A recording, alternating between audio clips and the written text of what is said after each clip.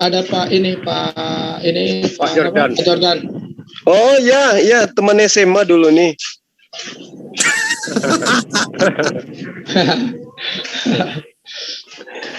Gimana Pak Jordan? Belum dicat Pak. Ini Bang, Ya. Pak Jordan minta ini penjelasan tentang Belum dicat. siapa Yesus yang sebenarnya gitu Bang. Gimana? Pak Jordan ini minta penjelasan tentang siapa Yesus yang sebenarnya gitu. Oh gitu. Karena dia bingung manusia apa Tuhan.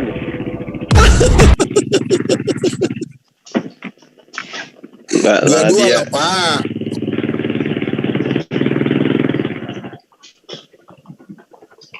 Sorry kalau noise tolong di-mute-kan.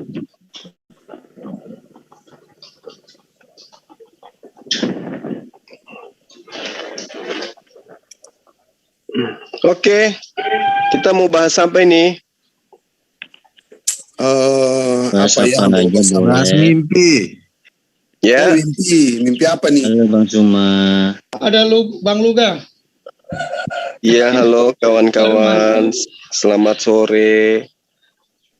Sore. Ini Ya, Pak Luga ini. Ya, Bang Jordan, kita mau bahas apa nih, Bang Jordan?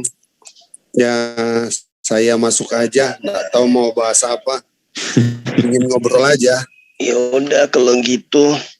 Hajar. Dia mau bahas apa aja Bang? Ini Gulunda. Ya. Kalau gitu kita bahas ini aja. Ini kan berbicara mengenai agama, berarti kita berbicara mengenai keselamatan kan gitu ya.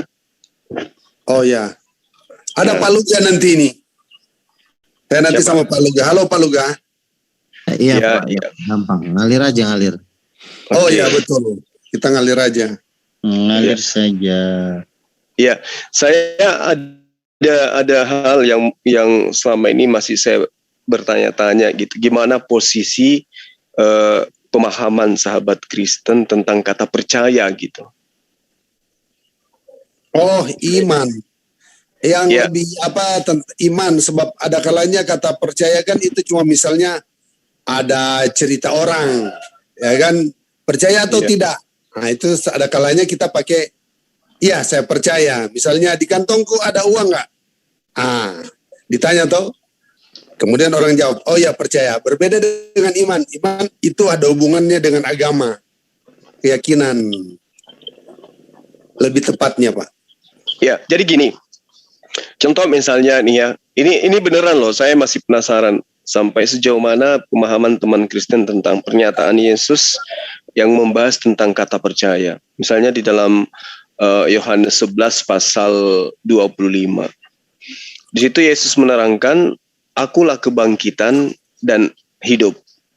Barang siapa percaya kepadaku, ia akan hidup walaupun ia sudah mati. Nah, ini yang saya ingin tahu.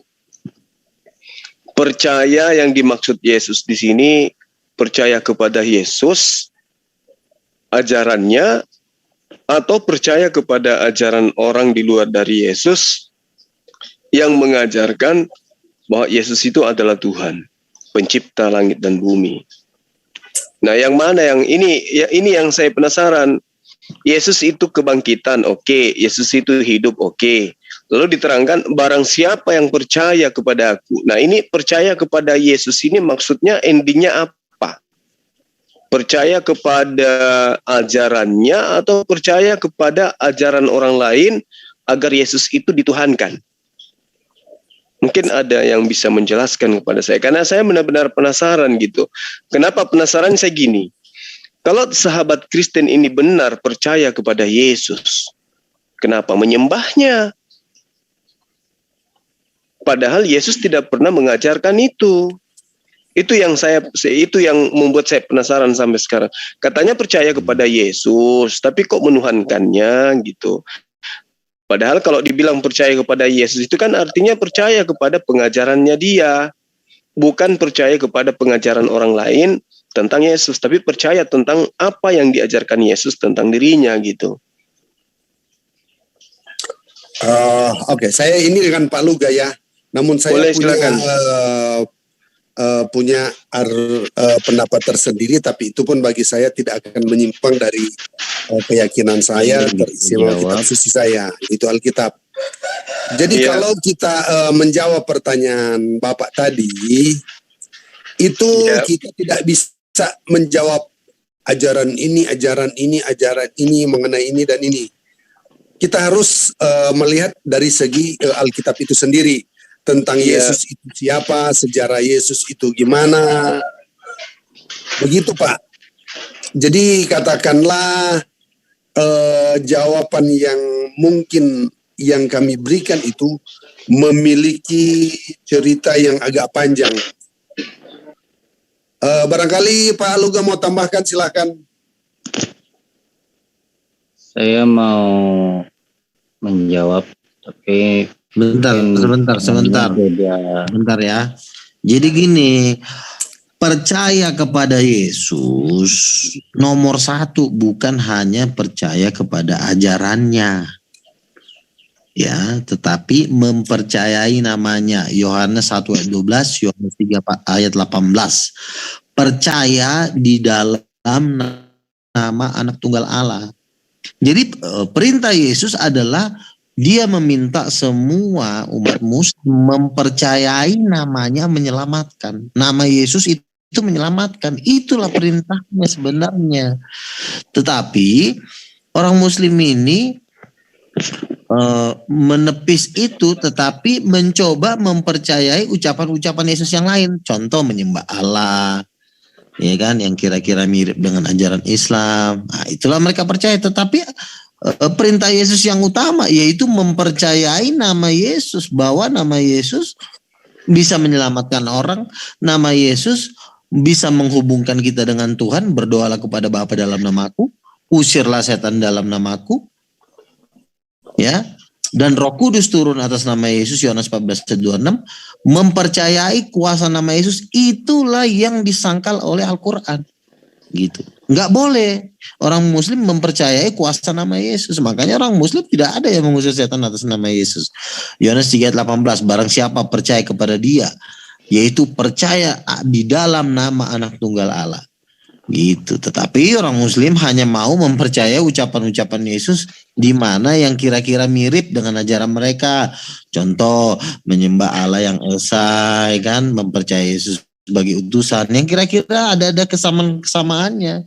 Tapi intinya itu mereka tolak, gitu. Jadi mereka ini sebenarnya bukan orang percaya. Makanya Markus 16 dikatakan tanda-tanda ini akan menyertai orang yang percaya kepadaku, yaitu mereka akan mengusir setan atas namaku, gitu kira-kira. Ya, baik Bang. Jadi belum kena kepada poin ya, bahwasanya percaya kepada Yesus itu ya adalah sujud, menyembah, mempertuhankan Yesus di samping adanya Tuhan lain, yaitu Tuhan Bapa atau Roh Kudus. Nah, kenapa? Karena Yesus seperti apapun ajarannya kepada Bani Israel pada masa itu, tujuan daripada Yesus menunjukkan perkataan dan apa yang dipraktikkan itu adalah semata-mata untuk meyakinkan orang-orang di sekelilingnya bahwa dia itu utusan Tuhan. Dia bukan manusia biasa, tapi dia adalah nabi, dia adalah rasul. Contoh misalnya di dalam Yohanes 10 pasal 37. Jikalau aku tidak melakukan pekerjaan-pekerjaan Bapakku, Yesus larang, jangan kau percaya pada saya. Kalau yang saya lakukan itu bukan pekerjaan Tuhan yang mengutus aku, jangan kau percaya. Nah, lalu kemudian di data selanjutnya diterangkan, tetapi jikalau aku melakukannya dan aku tidak mau dan kamu tidak mau percaya kepadaku, percayalah akan pekerjaan-pekerjaan itu, supaya kamu boleh mengetahui dan mengerti bahwa Bapa di dalam aku dan aku dalam Bapa. Artinya percaya kepada Yesus terhadap pekerjaan yang Yesus lakukan, bukan percaya kepada Yesus bahwa Yesuslah Tuhan itu sendiri, Bapa itu sendiri. Itu poin yang saya dapatkan. Kemudian di dalam Yohanes 17 pasal 4, aku mempermuliakan engkau. Jadi Yesus di sini menyatakan mempermuliakan hakikat daripada esensi yang mengutus dia. Dia permuliakan di mana? Di Yerusalem, di bumi. Dengan jalan apa? Dengan cara apa? Dengan cara menyelesaikan pekerjaan yang diberikan Tuhannya untuk ia lakukan. Jadi kepercayaan kepada Yesus kemudian meliputi dari aspek yang dia praktekkan kepada Bani Israel dan aspek perkataannya dia. Itu yang perlu dipercaya. Bukan nyebrang kepada konsep bahwa Yesus yang nusul jadi manusia itulah Tuhan itu sendiri. Karena Yesus tidak mengajarkan itu. Jadi itu makanya saya penasaran. Ini kok sahabat Kristen katanya percaya kepada Yesus, tapi lebih percaya kepada omongan orang yang menginginkan Yesus itu duduk sebagai Tuhan itu sendiri yang nusul menjadi manusia. Sementara Yesus mengatakan, percaya kepada aku adalah percaya kepada pekerjaan, percaya kepada perkataan, yang mana pekerjaan dan perkataan itu semuanya Yesus lakukan berdasarkan atas perintah dari pribadi lain yang telah mengutus dia. Nah, kalau Bang Luga mengatakan Islam tidak percaya, justru Islam percaya berdasarkan siapa Yesus menurut Yesus. Dia adalah Rasul, dia diberi ajaran hikmat Injil untuk dia sampaikan kepada Bani Israel. Itu iman Islam itu tidak bisa dipatahkan itu. Kami berada di situ, bahwa kami mengimani Yesus sebagaimana Yesus mengajarkan siapa dirinya. Nah, sementara teman-teman Kristen kemudian mengambil poin per poin di dalam kitabnya sendiri untuk kemudian mengatakan Yesus itu harus dipercaya sebagai Tuhan. Sementara Yesus tidak mengajarkan itu. Silakan. Saya dulu Pak Loga sebentar ya. Begini, perkataan apa yang dikatakan oleh Pak Suma tadi, Bapak Suma tadi tentang Yohanes itu, perkataan Yesus itu kan dia berkomunikasi dengan orang-orang Yahudi sebangsanya.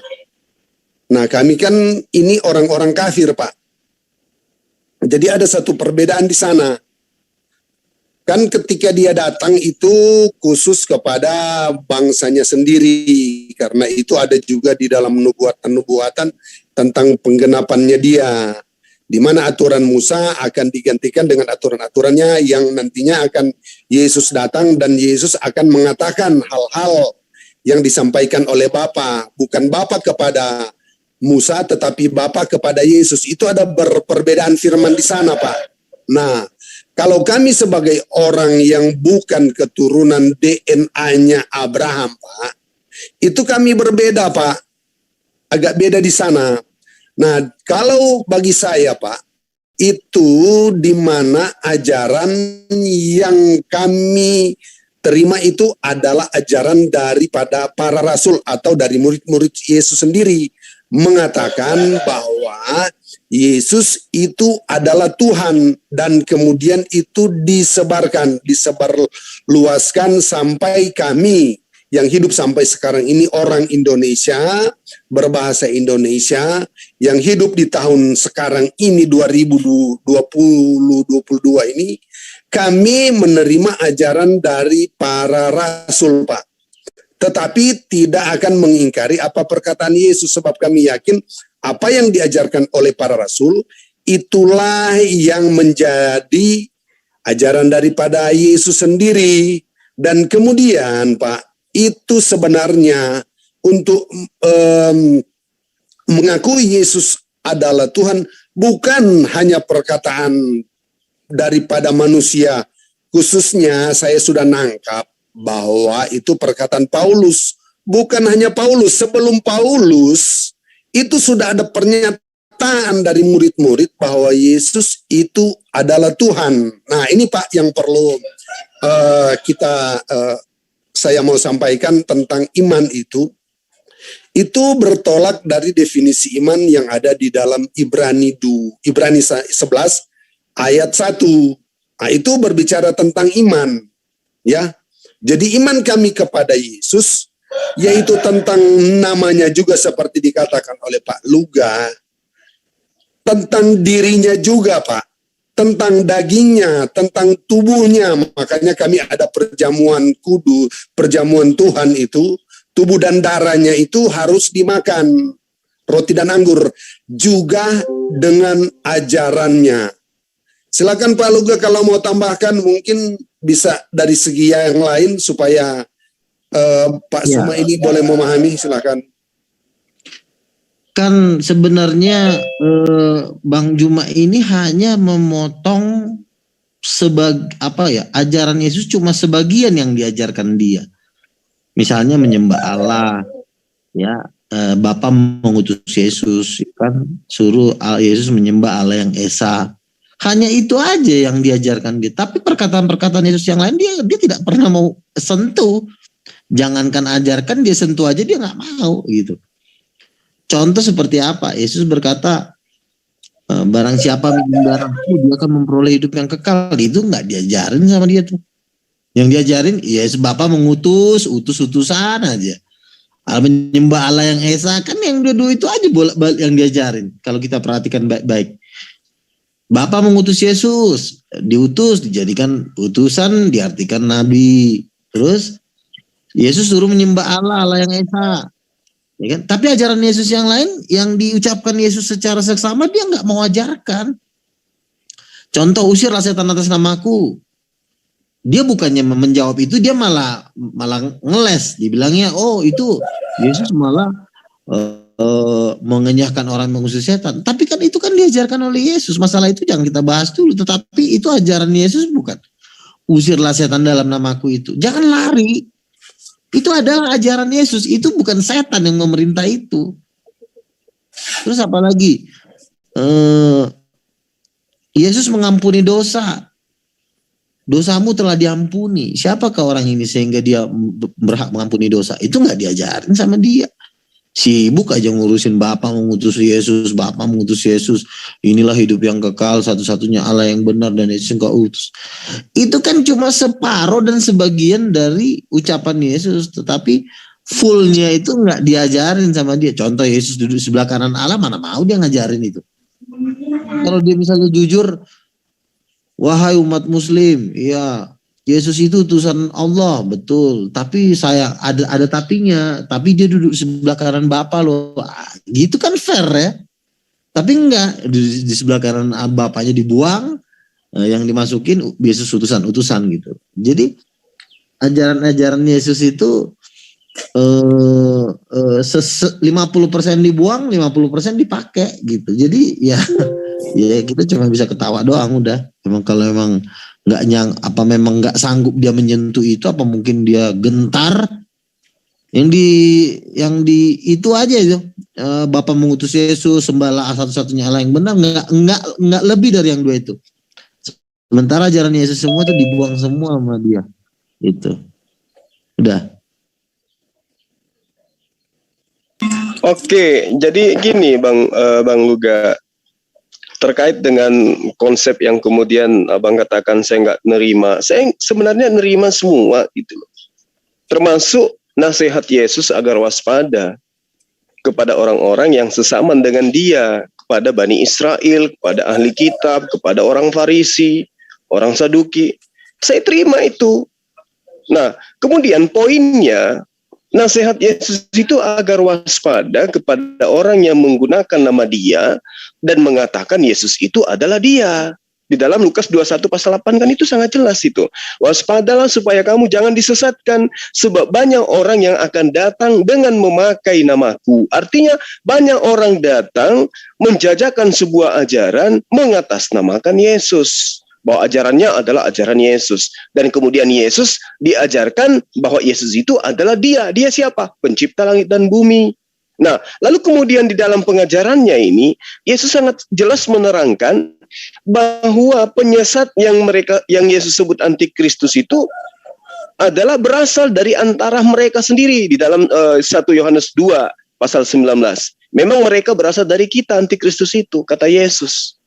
Berarti saya sebagai muslim harus mewanti-wanti ajaran yang mengatasnamakan Yesus, yang berasal dari orang-orang yang mengaku sebagai pengikut Yesus. Karena itu adalah nasihatnya dia. Nah, kalau kemudian saya mengatakan saya mengimani dia sebagai utusan Tuhan, itu nggak bertentangan. Tapi ketika saya mengimani dia sebagai Tuhan itu sendiri, maka saya menyepelekan nasihat Yesus agar waspada kepada orang yang memakai namanya dan mengajarkan Yesus itulah dia, sang Tuhan. Waspadalah supaya kamu jangan disesatkan, sebab banyak orang yang datang dengan memakai namaku. Siapa mereka ini? Orang-orang yang berasal dari tengah-tengah Yesus itu sendiri. Memang mereka berasal di antara kita, tetapi mereka tidak sungguh-sungguh termasuk pada kita. Sebab jika mereka sungguh-sungguh termasuk pada kita, niscaya mereka tetap bersama dengan kita. Ini yang saya waspadai. adanya pengajaran di mana orang-orang mengaku sebagai pengikut Yesus yang mengajarkan Yesus itu sebagai Tuhan itu sendiri. Terkait dengan Yesus mengatakan engkau akan mengusir setan, engkau akan begini dan begini. Itu betul, itu kami yakini itu bahwa pengikut-pengikut daripada Yesus itu mampu melakukan mujizat yang mana mujizat itu diperintahkan oleh Yesus untuk mereka lakukan. Orang-orang yang percaya. Iya, nggak apa-apa. Sama seperti kami misalnya berarti dalam. setan takut atas nama Yesus berarti ya? Gimana? Berarti setan itu kan takut akan nama Yesus, berarti benar. Bukan takutnya kepada Yesus, takut kepada bahwa orang-orang ini adalah orang-orang kudus, orang yang menjadi pengikut Nabi. Sama di dalam kehidupan kami sebagai seorang Muslim. Ketika kami ingin berdoa, kami mengawali doa kami dengan bersalawat, menyebut nama Rasulullah Muhammad SAW, mencerminkan bahwa hal yang terkait dengan apa yang kami lakukan, terkait dengan agama kami, itu adalah kami ada pengikut daripada Rasul. Atiullah wa atiur Rasul. Kami ini adalah pengikut setan Rasul. itu takut sama nama Yesus, makanya setan-setan diusir atas nama Yesus. Kalau dia pakai nama lain, setan nggak takut. Ya, itu prediksi abang di dalam memahami data itu. Tapi yang pasti kemudian adalah Yesus juga menerangkan di dalam Matius 7 bahwa dia akan mengusir orang-orang yang mengusir setan dengan menggunakan nama dia. Itu kan datanya ada. Makanya kami sebagai seorang Muslim harus waspada kepada orang-orang ini. Mungkin Bang Luga bisa mengusir setan, mungkin Bang Luga bisa mematikan setan, bisa jadi. Tapi kami harus waspada. Karena kenapa? Menurut pengajaran Yesus, orang yang mengusir setan atas nama Yesus itu kelak akan diusir. Gitu loh Bang. Silakan. Tapi apakah Bapak juga percaya dengan nama Yesus itu yang berkuasa? Berarti kalaupun itu perintah Yesus, berarti Bapak juga bisa melakukan itu. Mengusir setan dalam nama Yesus itu. Kenapa Bang Jul nggak coba mengusir setan atas nama Yesus? Kalau saya aja bisa melakukan. Oke, jadi gini. Pertama, saya bukan Bani Israel. Saya bukan pengikut beliau. Itu satu poin. Bangsa juga berarti ya. Setan-setan enggak. Karena Yesus sendiri mengaku, aku diutus hanya kepada domba-domba yang hilang dari Bani Israel. Satu.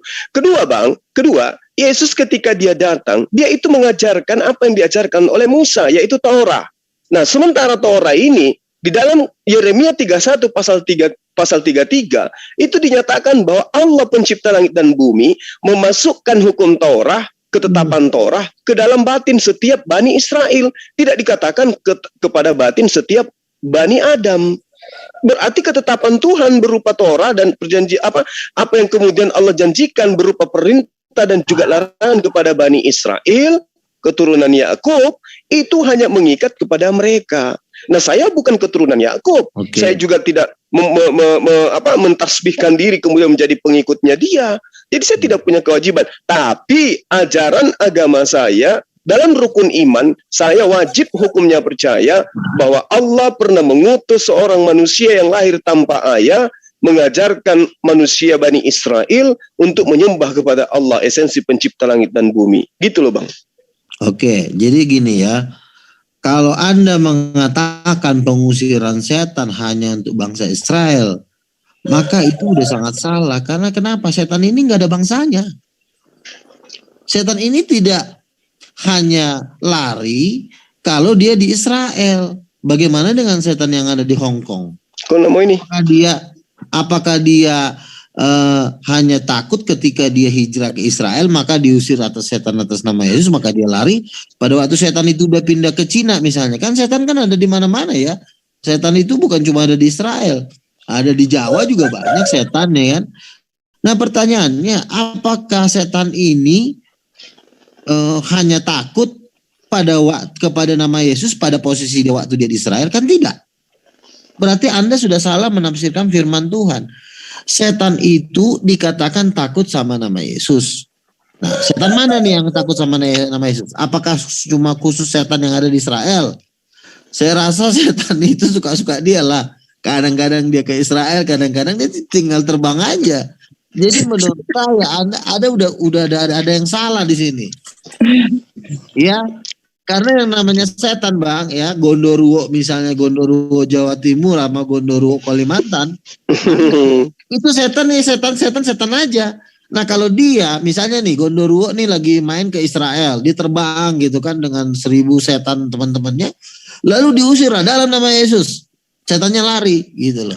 Lalu pertanyaannya, kenapa waktu di Israel dia takut sama nama Yesus, pada waktu di Cina atau di Kalimantan dia nggak takut lagi sama nama Yesus? Apakah nama Yesus ini hanya berlaku di Israel? Padahal yang namanya setan, ya itu ya yang namanya kalau setan ya takut aja. Jadi sebenarnya setan ini takut hanya kepada nama Yesus. Baik setan yang ada di Jawa, baik setan yang ada di Israel, itu sama aja. Karena itu sama-sama jelek semua, sama-sama setan. Jadi ada yang salah nih di ajaran Anda. Kalau Anda mengatakan, aku diutus hanya untuk bangsa Israel. Aku diutus hanya untuk bangsa Israel. Kenapa? Karena Tuhan itu tidak mau memakai bangsa lain untuk menjadi mitra. Untuk sebagai yang pertama-tama menyampaikan firman. Dia hanya diutus kepada bangsa Israel. Jadi bukannya ajaran Yesus itu hanya untuk Israel. Bagaimana kalau ada kerasukan setan misalnya di Kalimantan? Ya tentu pakai nama Yesus juga. Karena setan cuma takut sama nama Yesus gitu loh. Nggak ada setan takut sama nama Allah. Nggak ada itu. Karena Yesus nggak pernah ngomong, setan, usirlah setan dengan nama Allah. Nggak ada tuh ajaran Yesus. Tapi Yesus berkata, usirlah setan dalam namaku, gitu. Oke, Bang Luga.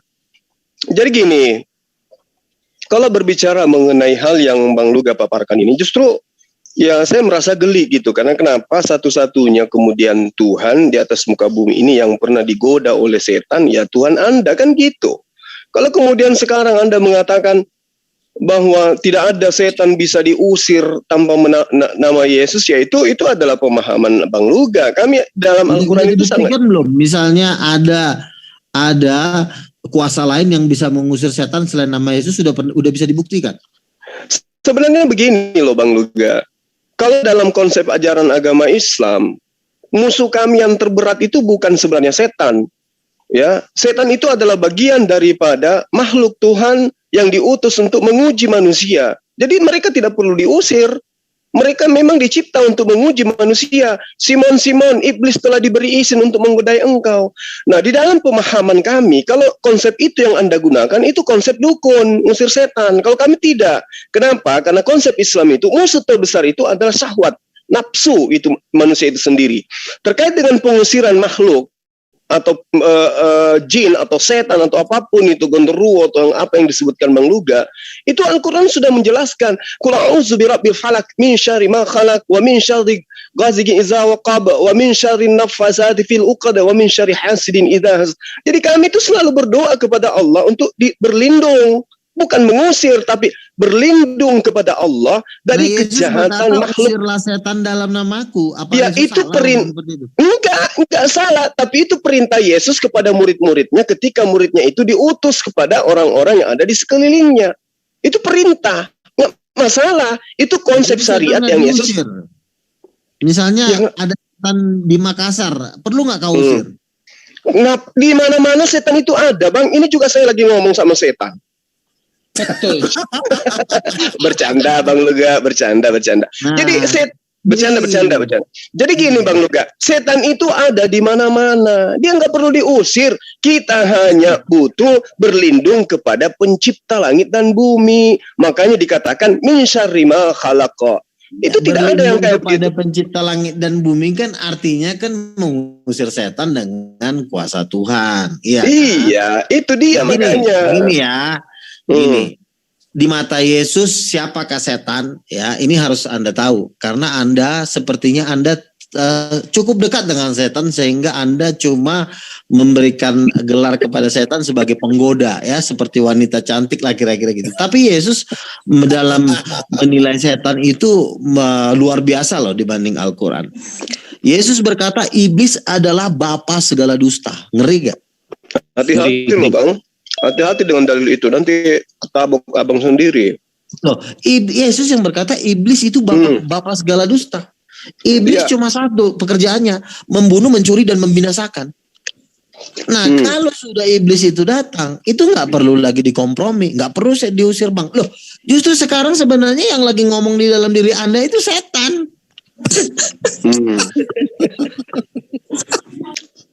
Lintar. Anda nggak gini ya, kadang-kadang setan itu bisa loh bikin Anda nangis. Oke, bahagia gini, loh. Bang Luga. Anda Oke, nggak gini tahu loh, Bang. sebenarnya kerjaan setan. Tunggu Bang Luga, gini. Oke, kita satu sama ya, sama-sama bercanda. Gini Bang Luga. Saya belum pernah melihat dalam sebuah kitab, selain di kitabnya Abang, orang kemasukan roh setan nyembah kepada nabi atau kepada rasul atau kepada oknum yang Anda sebut sebagai Tuhan. Nah, di dalam kitab Abang, di Markus 5, itu nyata dikatakan bagaimana kemudian ada sosok setan yang masuk ke dalam tubuh manusia, kemudian mempraktekkan menyembah kepada Yesus. Jadi kesimpulan sementara, orang yang kerasukan roh setan itulah yang mempraktekkan menyembah kepada manusia bernama Yesus. Nah, kalau kemudian Abang mengatakan diusir setan itu dengan nama Yesus, Anda juga harus tahu, Bang. Di dalam kitab Anda, khusus yang di dalam Lukas 4 dan juga Matius 4, di situ diterangkan bagaimana kemudian Yesus itu dibopong, digendong oleh siapa? Oleh roh. Untuk apa? Untuk dicobai oleh setan. Mana? Kenapa nggak diusir? Kenapa dia harus dibopong sampai ke bukit tinggi, ke bumbungan bait Allah? Sorry, saya sambil ngemil. Jadi ini yang fakta yang harus terjadi. Kalau kemudian Abang sekarang mengusir setan, dukun-dukun juga jauh lebih hebat, Bang. Ya, mereka mengusir setan, kata mereka, mengusir jin, kata mereka. Tapi konsep yang disajikan kemudian oleh Yesus itu sendiri adalah berserah diri, menyembahnya kepada Allah, percaya kepada yang mengutus Yesus, bukan kepada dia bahwa dialah yang mengusir setan, tidak. Kalaupun kemudian Yesus mengajarkan kepada muridnya, usir setan dalam namaku, artinya orang-orang ini percaya bahwa Yesus itu adalah utusan Tuhan dan percaya Tuhannya Yesus satu-satunya Tuhan. Berarti konsep yang diajarkan Yesus kepada muridnya berhasil. Tapi Abang kan tidak. Abang menyembah kepada Yesus. Mengusir setan dengan nama Yesus juga kita tidak pernah buktikan kalau Abang itu pernah bertengkar dengan setan. Gitu. Di sinilah sudah si Jul sudah 1-0 dengan setan. Artinya ternyata setan itu sudah berhasil nipu kamu dalam 1 poin. Nah, di mana letaknya?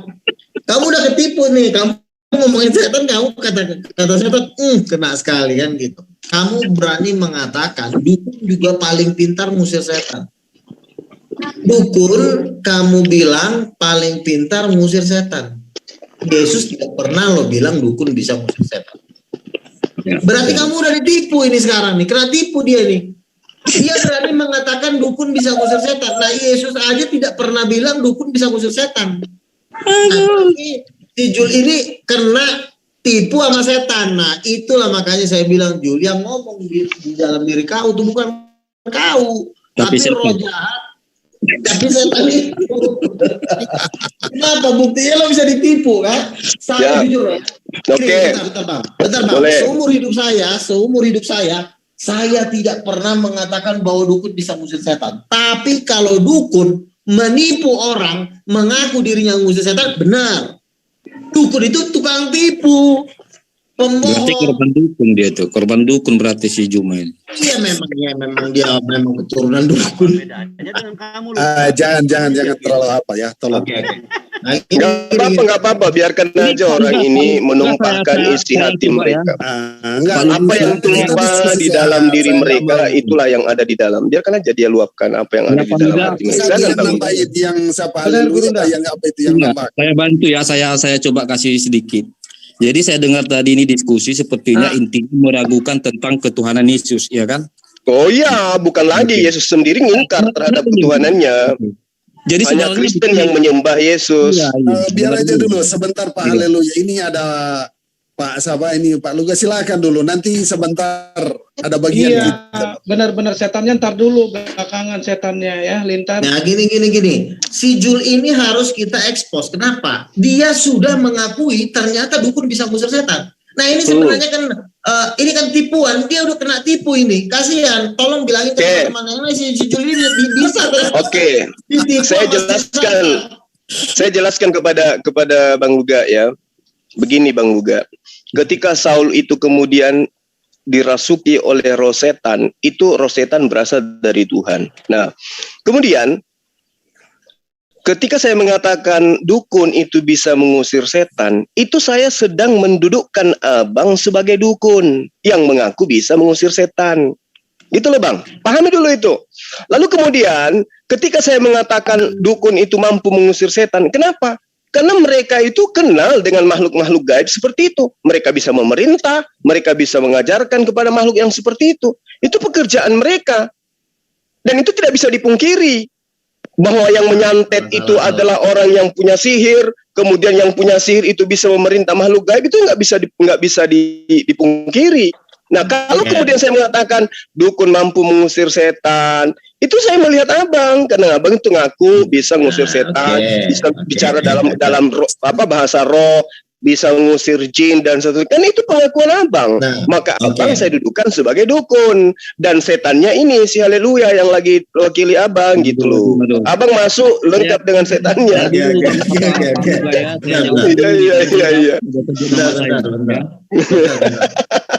Boleh saya. Iya, lanjut. Oke. Boleh saya Pak Luga atau Pak Luga dulu? Sebentar. Sebelum Luga pernah saya minta Luga untuk coba memberikan kecilnya Pak Budak, tolong suaranya kecil Pak Budak, suaranya kecil. Wah, dilanjut dulu dah kalau gitu. Lanjut. Oke, nah sekarang begini, kalian yang ada di sini, siapa si Halilintar, kemudian Bang Jordan, kemudian Bang Haleluya, siapa Bang Luga, tolong dong tunjukkan kepada saya apa alasannya kemudian kok Tuhan Anda itu bisa dicobai sama iblis. Jangan lari dulu Bang, abang enggak, ini penting karena kan abang membawa-bawa nama Yesus itu sebagai Tuhan karena Anda mengusir setan dengan nama Yesus kan gitu. Sementara Yesus sendiri dicobai oleh setan. Iya, yang dicobai oleh setan itu bukan kuasanya. Ya, tapi yang dicobai setan itu sudah pasti bukan Tuhan, Bang. Kalau ada yang dicobai oleh setan itu sudah wajib hukumnya menurut akal dan juga kewahyuan itu bukan Tuhan. Dengerin dulu. Setan silakan. Iblis itu tidak berkuasa atas Tuhan, ya makanya buktinya dia berkuasa terhadap Yesus. Dia dibawa. Gampang aja. Kenapa nggak dibunuh sekalian aja? Yesus tampung amat sih mencobai doang. Kenapa bisa nggak dibunuh waktu itu? Ya buktinya coba Yesus bisa nggak menggendong membopong setan? Nggak bisa kan? Tapi setan mampu membopong Yesus. Itu gimana tuh? Dengar dulu, saya ngomong dulu sebentar ya. Saya ngomong dulu ya. Itu yang dicobai adalah kedagingannya Yesus pada waktu. Nggak bisa kayak begitu, Bang. Giliran yang enak-enak. Giliran tidak enak, Anda larikan ke anak Maria. Giliran enak, Anda larikan ke Theos. Nggak bisa begitu. Raja lagi deh. Jadi PLN lagi dong. Jangan-jangan abang ini pensiunan PLN. Kadang mati lampu, kadang nyala lampu. Gimana sih Bang? Tuhan kok on off. Sekarang saya ini belum selesai ngomong. Jangan dipotong dulu kau ini, takut amat sih. Bukan takut, ngeri-ngeri sedap aja ada Tuhan dicobai sama setan. Iya, jangan dulu, gue belum selesai ngomong. Takut amat sih. Bukan apaan takut tuh, Tuhannya aja kayak gitu modelnya. Dengerin. Iya, dengar. Yesus berhadapan dengan setan, Yesus bukan sedang diginiin sama setan. Nih saya tonjok nih gigi kamu ya. Enggak seperti itu, bukan.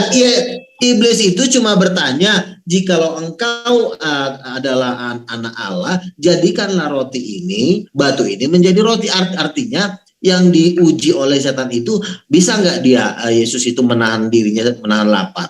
Itu. Tapi kalau misalnya si setan mulai mengangkat kakinya kepada Yesus, makanya hitungan detik iblis langsung dilemparin ke neraka. Tapi karena belum waktunya iblis dilemparkan, manusia kan masih banyak yang harus dilahirkan. Kamu aja belum lahir di situ. Jadi kan artinya belum selesai nih. Nah, tetapi yang dicoba itu adalah Artinya dirinya Yesus, bukan kuasanya. Kalau kuasanya, nggak bisa. Pecah dalam hitungan itu, pecah itu iblis. Nggak bisa. Makanya Yesus berkata, engkau tidak berkuasa sedikit pun atas diriku gitu loh. Oke, yang kedua dulu tadi belum saya jawab. Yesus itu tidak pernah mengatakan bahwa dukun itu bisa mengusir setan. Tetapi ada tapinya. Matius 12 ayat 28. Setan tuh bisa kong kali kong. Artinya kong kali kong ini bahasa Cinanya. Artinya ini berbohong. Setan besar ngusir setan kecil. Nah itu bisa. Makanya dukun itu bukan ngusir setan, tetapi dukun yang setan yang lebih besar itu bisa ngusir setan yang lebih kecil. Tapi kalau dukun bisa ngusir setan itu nggak ada ceritanya. Makanya dukun pun kalau mati tetap ke neraka. Mana setan dia nolong dia enggak. Makanya kalau kamu mengatakan dukun bisa ngusir setan, berarti kamu sudah bisa ditipu. Yang bisa mengusir setan itu di alam semesta ini cuma satu, nama Yesus. Nggak bisa. Jadi kalau kamu mengusir setan pakai surat-surat itu nggak ada pengusiran setan di situ. Dari mana kami tahu? Gini, orang kalau mengusir setan, satu, orang itu harus punya penglihatan. Tapi saya bang nggak punya penglihatan, ya itu nasib lo. Kita kalau mengusir setan, kita melihat malaikat turun, mengejar setan itu. Makanya harus punya penglihatan. Bang Luga, ajaran mengusir setan itu, mengusir setan itu ajaran politeisme Bang, ajaran Hellenisme Stoa yang senantiasa kontak dengan roh-roh, gitu loh Bang. Iya, tapi pangsa pasar dari dakwah Yesus itu dulu yang Anda harus pahami.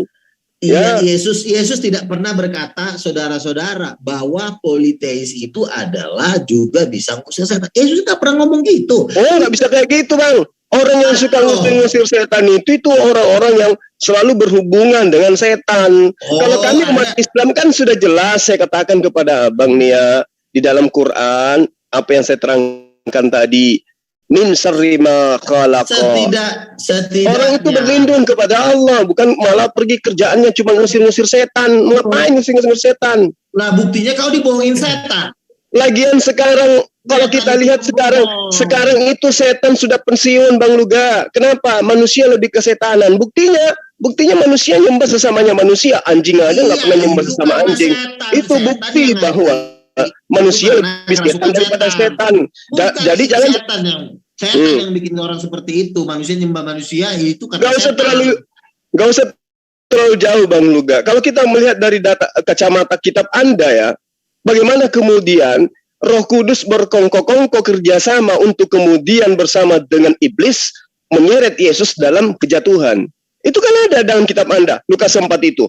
Yesus yang penuh dengan Roh Kudus kembali dari sungai Yordan lalu dibawa oleh Roh Kudus. Untuk apa dibawa oleh Roh Kudus? Untuk dicobai sama setan. Roh Kudus membawa Yesus untuk dicobai. Berarti dia kerjasama antara Roh Kudus Tuhan Anda yang satu itu yang berbentuk roh dengan Yesus, dengan iblis yang juga bentuk roh, kerjasama untuk mencobai anak Maria yang kemudian Anda lantik sebagai Tuhan Anda. Padahal Yesus itu dicobai hanya untuk diperlihatkan bahwa dia itu utusan Tuhan. Nah, sekarang setan kalah gak? Enggak kalah di situ. Tuhan Yesus kalah gak di situ? Buktinya dia dibawa, Bang. Buktinya dia dibawa. Sudah dibawa itu untuk dicobai. Bukan berarti dibawa bukan berarti kalah bro. Sejak kapan cuma dibawa doang memang langsung kalah kan? Enggak. Saya buktinya saya sendiri aja nggak pernah dicobai sama iblis. Nah kamu aja udah dibohongin setan ini. Lu gimana saya sih? Saya tidak pernah dicobai iblis lah. Tuhan Anda dicobai iblis. Ayo. Itu gimana ceritanya? Di situ iblis mana yang berani mencobai Zuma? Nggak ada. Kecuali berdialog dengan Zuma itu iblisnya banyak. Tapi kalau mencobai saya nggak ada. Iblis itu juga punya kehendak bebas. Dia bebas mencobai siapapun termasuk mencobai Tuhan. Karena iblis. Nah itu dia. Nah di situ agama Anda di situ konyolnya. Masa Tuhan pencipta langit dan bumi dicobai oleh makhluknya sendiri? Di situ konyolnya agama Anda. Harusnya Anda sadar dari tadi di situ.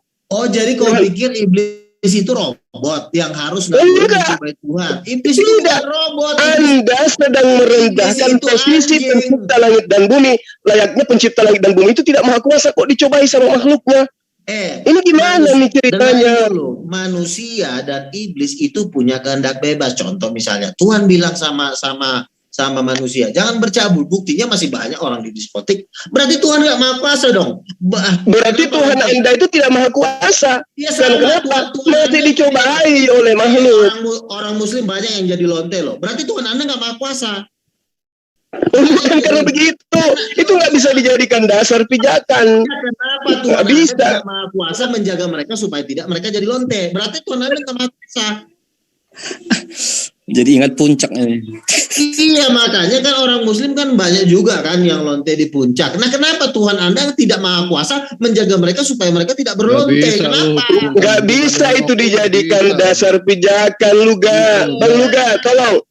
Bang Luga gini, Bang Luga. Saya tanya sama Anda. Ketika Yesus diutus kepada Bani Israel, misinya gagal atau tidak? Tidak gagal. Buktinya Bani Israel sampai hari ini tidak pernah menyembah Yesus. Yang menyembah Yesus itu dari kekuasaan dari ajaran Romawi dan Yunani. Mana Bani Israel? Saya tanya sama Anda sekarang. Keturunan dari 12 suku Bani Israel sekarang yang menyembah Yesus itu menetap di mana dan apa agamanya? Nah, dengerin ya. Ya, itulah bukti. Yesus hanya mendapat pengikut 11. Oke? Gagal dia menjadi Tuhan. Ingat itu. Jadi kalau Anda mengatakan Allah gagal karena banyak yang melacur, ingat Bang Luga, Allah memberikan kehendak bebas kepada manusia. Silakan Anda beriman kalau mau beriman, silakan Anda kafir kalau Anda kafir. Tapi ingat, konsekuensinya nanti manusia itu akan diupah sesuai dengan perbuatannya di atas muka bumi. Itu pahami. Kamu tenang aja, nggak usah panik ngomongnya. Enggak. Bukan saya panik. Saya hanya ingatkan kepada abang dan juga konco-konconya bahwa Yesus adalah satu-satunya. Dengar. Yesus adalah satu-satunya Tuhan manusia yang disembah oleh manusia yang gagal dalam menjalankan misi. Alhamdulillah, Rasulullah Muhammad SAW hanya seorang manusia berhasil mengislamkan sejazirah Arab.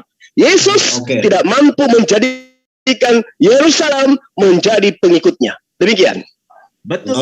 Oke, saya jawab ya. Saya jawab dulu. Diam dulu, jangan ada yang ngomong. Jangan ngomong. Ini udah kelewat bodoh nih cuma nih. Ya, dengerin. Tuhan itu bukan gagal. Orang Israelnya yang gagal, bukan Tuhannya yang gagal. Tuhan kita yang butuh Tuhan, bukan Tuhan butuh kita. Kalau Tuhan datang orang Israel nggak mau percaya, yang gagal tuh orang Israelnya. Lalu siapa yang percaya kepada Yesus? Yesus berkata, "Hai kamu kawanan kecil, sebab Bapamu yang di sorga berkenan memberikan kerajaan itu kepadamu." Siapa kawanan kecil? Kawanan kecil ini ternyata nelayan, pelacur, pemungut cukai yang sudah bertobat. Itulah kawanan kecil. Dan kerajaan itu diberikan kepada kawanan kecil. Kepada Petrus, pelacur-pelacur yang sudah bertobat, Maria Magdalena, orang-orang miskin. Nah, mereka-mereka ini yang sosok pintar, rabi-rabi Israel yang mengatasnamakan diri orang Israel kemana? Ke laut. Mereka yang gagal, bukan Tuhan yang gagal. Orang Tuhan bangkit dari antara orang mati kok. Jadi faktanya Yesus tidak mampu menjadikan Bani Israel itu menjadi pengikutnya. Gini ya, dengar dulu cuma Tuhan itu aja dulu Bang. Tuhan itu dan Paulus berhasil mengkristenkan lebih dari separuh dari manusia di atas muka bumi. Paulus lebih berhasil daripada Yesus, Bang. Catat itu. Anda nggak usah panik, dengar dulu pelan-pelan supaya masuk itu pelajaran. Jadi gini, Tuhan itu mencari orang yang setia kepada Dia, bukan cari rongsokan, ya. Kita ini mencari cewek juga cari yang setia, bukan Bang Luga, kalau murid Yesus itu setia, ya, mereka tidak akan pernah keluar dari Bani Israel. Karena dia sudah dipesan, engkau jangan keluar dari Bani Israel. Matius 10 pasal 5 pasal 6. Yesus berpesan kepada ke-12 muridnya agar jangan ke bangsa lain. Jadi yang datang ke bangsa lain itu mengajarkan tentang Kristen. Satu, itu mengajarkan bukan ajaran Yesus. Kedua, mereka bukan pengikut Yesus. Selesai. Artinya begini, kenapa murid-murid Yesus dilarang jangan kepada bangsa Israel? Satu, Yesus ini kan belum bangkit dari antara orang mati. Mereka ini kerjaan belum kelar, udah main langsung pergi aja. Saya mau ke India, saya mau ke Cina. Tuhan Yesus bilang, kamu ke Israel dulu. Setelah Yesus bangkit dari kematian, selesai itu kemenangan dia yang besar. Baru Yesus berkata dalam Matius 28-12, jadikanlah segala bangsa muridku dan baptislah mereka dalam nama Bapa, Putra dan Roh Kudus. Jadi jangan memakai aku diutus kepada bangsa Israel itu. Jadi itu ada maksudnya, karena saat itu pekerjaan Yesus itu belum selesai. Langsung Masa Israel aja belum kelar tiba-tiba mau langsung ke Cina, makanya Yesus ngomong kamu jangan pergi dulu ke bangsa lain. Kamu ke Tetapi Israel dia dulu. pergi kan? Tetapi dia pergi kan? Murid-muridnya tetap aja pergi kan? Kan Yesus Berarti berkata, jadikanlah segala bangsa muridku. Kalau berarti Yesus gagal, iya kan? Kok gagal sih? Kalau Nah, gagal tadi itu kan Yesus berpesan jangan kemana-mana kecuali ke bangsa Israel. Iya, Tapi muridnya iya, kemana-mana. Malah sekarang ada yang ngaku menjadi nabi di Indonesia. Artinya Langsung Yesus poinnya itu aja, Pak gagal Luga. gitu. Pak Luga langsung poinnya kasih. Ya poinnya Tuhanmu itu dicobai oleh setan. Ini. Tuhanmu gagal mengajarkan Bani Iya. Israel untuk Dengar percaya ya, kepada dirinya. kalau Oke? kamu Dengar, meragukan dengar. Tuhan, ya sebenarnya orang Islam ini telat informasi loh. Kalau kamu masih sibuk menceritakan tentang Yesus disalib, Yesus dicobai, hey bro, sudah ribuan tahun Yesus sudah nggak di dunia. Dia sudah menunjukkan bahwa dia Tuhan, ya kan? Oh, Bang Luga katanya Yesus nggak ada lagi di dunia, Bang Luga. Udah pindah tempat. Gimana itu, Bang? Ya iya dong dari sisi manusianya, oke? Berarti sekarang haleluya sekarang haleluya dengar haleluya. Kristen ya. Haleluya, Tuhanmu yang dari manusianya itu kemana sekarang sisi manusianya Yesus? Pak, iya dengarin. Jawab. Sisi manusianya Yesus kemana sekarang? Kamu di mana-mana selalu aja nggak ada. Keok ditanyain. Anak Maria yang adalah manusia itu kemana sekarang? Kemana sisi kemanusiaan Yesus? Ya, Bang saya Juma, kasih contoh sama kamu. Ya kan? Bang Juma gini. Kan saya udah bilang tadi. Bang Luga, masa dibilangnya Yesus sudah nggak ada di dunia, Bang? Wah, Oh iya gimana? dong, dia tuh nggak di dunia lagi dari sisi manusianya. Itu nggak boleh kepungkiri. Terus kemana sisi kemanusiaan Yesus? Kemana? Dia pindah kemana? Justru Bahasa yang sederhana. Yesus itu kemana sisi manusianya? Yang makan, yang ketiduran, yang ketakutan itu kemana dia? Itu debat, diskusi, kau kasih lah orang ngomong. Kau nggak malu? Ya, ini saya tanya samamu tapi kau jawabnya beda. Saya tanya samamu. Dengar. Haleluya. Ntar dengar. Jangan kau kayak petir menjawab. Saya tanya samamu gini, pelan-pelan. Di mana sisi kemanusiaan Yesus yang ketakutan, yang kelaparan, yang kehausan, yang ketiduran dan seterusnya? Kemana dia itu sisi kemanusiaannya? Menjadi Tuhan juga kah dia? Jawab. Dia sudah bangkit. Yesus kan sudah bangkit. Udah bisa dijawab juga. Nah, dengar baik-baik. Silakan, ini tugasmu menjawab kemana sisi kemanusiaan Yesus. Silakan. Kalau dijawab dia ngomong terus. Coba gimana? Silakan jawab. Dengarin Juma ya. Justru karena itu saya bilang kalian itu telat informasi. Kalian sibuk bicarakan tentang jawab aja, nggak usah kau jualan obat. Di mana sisi kemanusiaan Yesus? Kolotnya kemana? Biji sakarnya kemana? Perutnya kemana? Yang sudah disunat itu kemana? Jadi Tuhan semua. Jawab. Cuma kau kasih contoh baik sama murid-muridmu ya. Iya, justru karena itu kalau kau ditanya, jangan kau lari ke set. Haleluya. Ini bukan gereja, ngerti? Luya tuh mengalihkan doang. Poinnya. Langsung dijawab, jangan Langsung jawab. dulu. Iya benar. Kita mau poinnya kau itu ya dengarin cuma poinnya kau itu telat informasi kalau kau bicara tentang kemanusiaan. Saya tanya apa? Saya tidak tanya tentang saya tanya kemana sisi kemanusiaan Yesus yang kolotnya disunat hari ke-8? Kemana semuanya itu? Jadi Tuhan juga jawab. Dia kan sudah naik ke surga. Iya, saya tahu naik ke surga. Henok juga ke surga. Elia juga naik ke surga. Apakah mereka juga jadi Tuhan? Sekarang pertanyaannya, kenapa Allah SWT kau menjadikan orang kafir, tetapi Allah SWT kau nggak mau orang kafir? Kok kamu malah bertanya sama saya, cendol?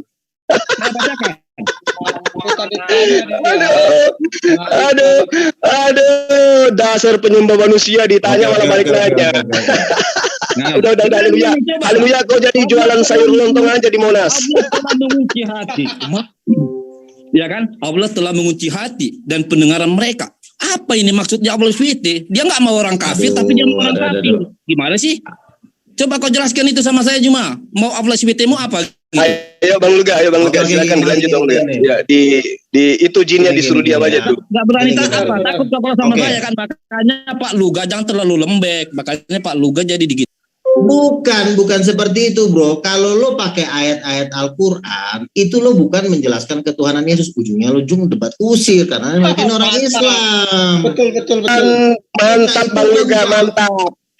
Kalau lu misalnya pakai ayat seperti itu, nanti dijawab sama mereka. Nggak Iya. akan ada habisnya sampai 4 jam. Lu mending. Bang Luga, masa dibilangnya Yesus sudah tidak di dunia, Bang Luga? Gimana ceritanya Nah, bisa jadi begini, nabi kalau Yesus tidak ada di dunia? Begini ya. Jelasin ke dia. Kamu mungkin perwakilannya Rudi Yohanes ya, yang selalu mengatakan saya ini sok bertahan. Bukannya bertahan.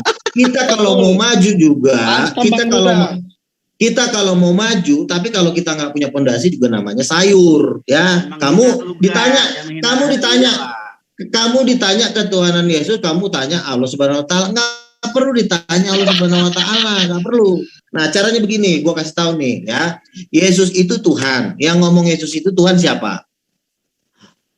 Petrus, Yohanes, mereka adalah saksi mata. Saksi mata itu lebih kuat daripada mimpi. Mimpi itu apa? Saya ketemu Yesus, ketemu di langit kedua, ternyata dia bukan Tuhan. Itu kan cuma mimpi dan cerita alam gaib, jadi tidak kuat. Semua yang menceritakan Yesus itu Tuhan adalah orang yang ketemu langsung. Nah, beda dengan Anda, si Jul ini, menceritakan Yesus bukan Tuhan berdasarkan Muhammad Isra Mi'raj. Ya nggak nyambung. Apa yang mau dibahas dari Isra Mi'raj? Gue juga nggak tahu dia naik apa kagak, nggak ada buktinya. Kalau Yesus, yang Petrus menceritakan tentang Yesus, dia bilang, gua ngelihat Yesus, bukan gua mimpi Yesus. Makanya percayailah saksi mata. Saksi mata itu jauh lebih tinggi daripada nabi sekalipun. Karena nabi itu belum tentu ketemu Tuhan. Kalau saksi mata, bisa gua gampar mukanya si Jul. Misalnya gua ketemu sama si Jul, gua gampar muka, gitu bisa. Tapi kalau mimpi, yang kedua siapa yang lihat, siapa yang tahu? Hanya iya, artinya tuh begini, kita harus mempercayai saksi mata. Siapa saksi mata? Petrus, ya. Si Juma ini kan ngomong berdasarkan Muhammad Isra Mi'raj. Siapa yang tahu dia Isra Mi'raj? Gue juga nggak tahu. Makanya jangan lawan ketuhanan Yesus melalui mimpi. Mimpi kalau nggak bisa dibuktikan jatuhnya halusinasi. Jangan lawan ketuhanan Yesus yang dahsyat itu dengan cuma mimpi-mimpi. Setidaknya Muhammad ketemu kayak dengan Yesus di alam nyata. Ini nggak bisa. Misalnya Muhammad, Tuhan Yesus, Yesus deh, gue mau janjian sama lo di mana? Di New York. Ketemuan Yesus sama Muhammad di New York. Gue percaya. Ini kan nggak pernah ketemu di alam nyata. Ketemunya di alam goib. Jangan lo bawa goib sama gue ini hidup gue nyata. Yesus juga nyata. Lo bawa alam goib nggak level. Berarti nggak nyambung si Lintar ya Bang ya. Antem aja Bang, kalau nggak nyambung Bang, nggak jelas tuh. Gini, Halilintar ini sebenarnya gue nggak mau menyerang dia ya. Tapi dia berani mengatakan, kau terlalu lembek Luga. Karena kau bersifatnya menjelaskan Yesus. Siapa Yesus? Siapa emangnya? Kita harus menjelaskan siapa Yesus, bukan menjelaskan siapa Muhammad. Tuhan kita kan Yesus. Kalau Jul mau menjelaskan nabinya dia, ya itu haknya dia. Kalau gue lebih suka menjelaskan siapa Yesus. Gitu loh. Bukan berarti gue tidak menyerang, justru gue menjelaskan siapa Yesus, itulah posisi menyerang. Jangan kau ditipu sama si Rudi Yohanes yang selalu mengatakan juga bertahan. Ini si Rudi Yohanes aja berdebat ya pakai ayat Al-Quran kok. Muridnya itu. Hah? Muridnya dia. Bang Luga dilawan, Bang Luga sudah pernah ke neraka kok, masih kurang ajar dia itu. Surga aja udah dia tahu Lucifer banyak lagi konser. Iya, di neraka. Makanya mukanya gosong. Inilah kelebihannya Bang Luga ini. Kenapa neraka itu? Ini kelebihan dari Bang Luga ini yang saya suka. Bang Luga itu orangnya pintar, cerdas. Bener nggak Bang? Mukanya gosong, kenapa neraka itu? Enggak lah, gua kan bentar lagi gua pakai muka videonya. Jadi gitu aja lah intinya kan. Gue sebenarnya banyak banget orang yang ngomong sama gue ya, menyerang itu apa sih? Ntar gue katain nabi mereka, ujungnya gue kena pasal penistaan ya kan. Artinya bukannya kita takut, setidaknya kita bahaslah siapa Yesus ya kan. Bahas yang memang yang penting untuk dibahas. Kalau lo tanya-tanya kayak gitu kan, Allah Subhanahu Wa Taala mengubah hati mereka. Ntar lo tanya itu panjang itu urusannya, panjang 2 hari 3 malam itu Lintar Bang. Iya, 2-3 hari 3 malam nggak kelar itu. Kita langsung hilang Luga. Langsung hilang Halilintar, langsung hilang di semester. Makanya jangan ngomong Luga itu terlalu lembek, nggak boleh ngomong kayak begitu. Karena Bang Luga, saya curiga dia dihantam sama Roh Kudus ya Bang Luga, itu kok langsung lenyap orang ini. Serius loh. Pak Jordan Kok pas dia gampar tadi tuh langsung hilang loh orang ini. Coba ditelepon deh, jangan-jangan dia pingsan. Aduh mujizat itu ya. Roh Kudusnya kalah itu Bang Luga ya. Betul nggak? Bang Luga kalau mau operasi plastik ngomong ya. Di Dewa banyak aqua bekas ini. MS di rumah ada saya cuma ember. Ada aqua bekas, ember, sendal capit, kondom bekas, banyak ini. Kalau mau operasi plastik. Banyak orang yang tidak mendapat wahyu dalam berdebat, akhirnya dia ngikutin standar-standar orang, standar Christian Prince, standar Saifuddin Ibrahim. Itu kan jurus-jurus yang udah baku ya.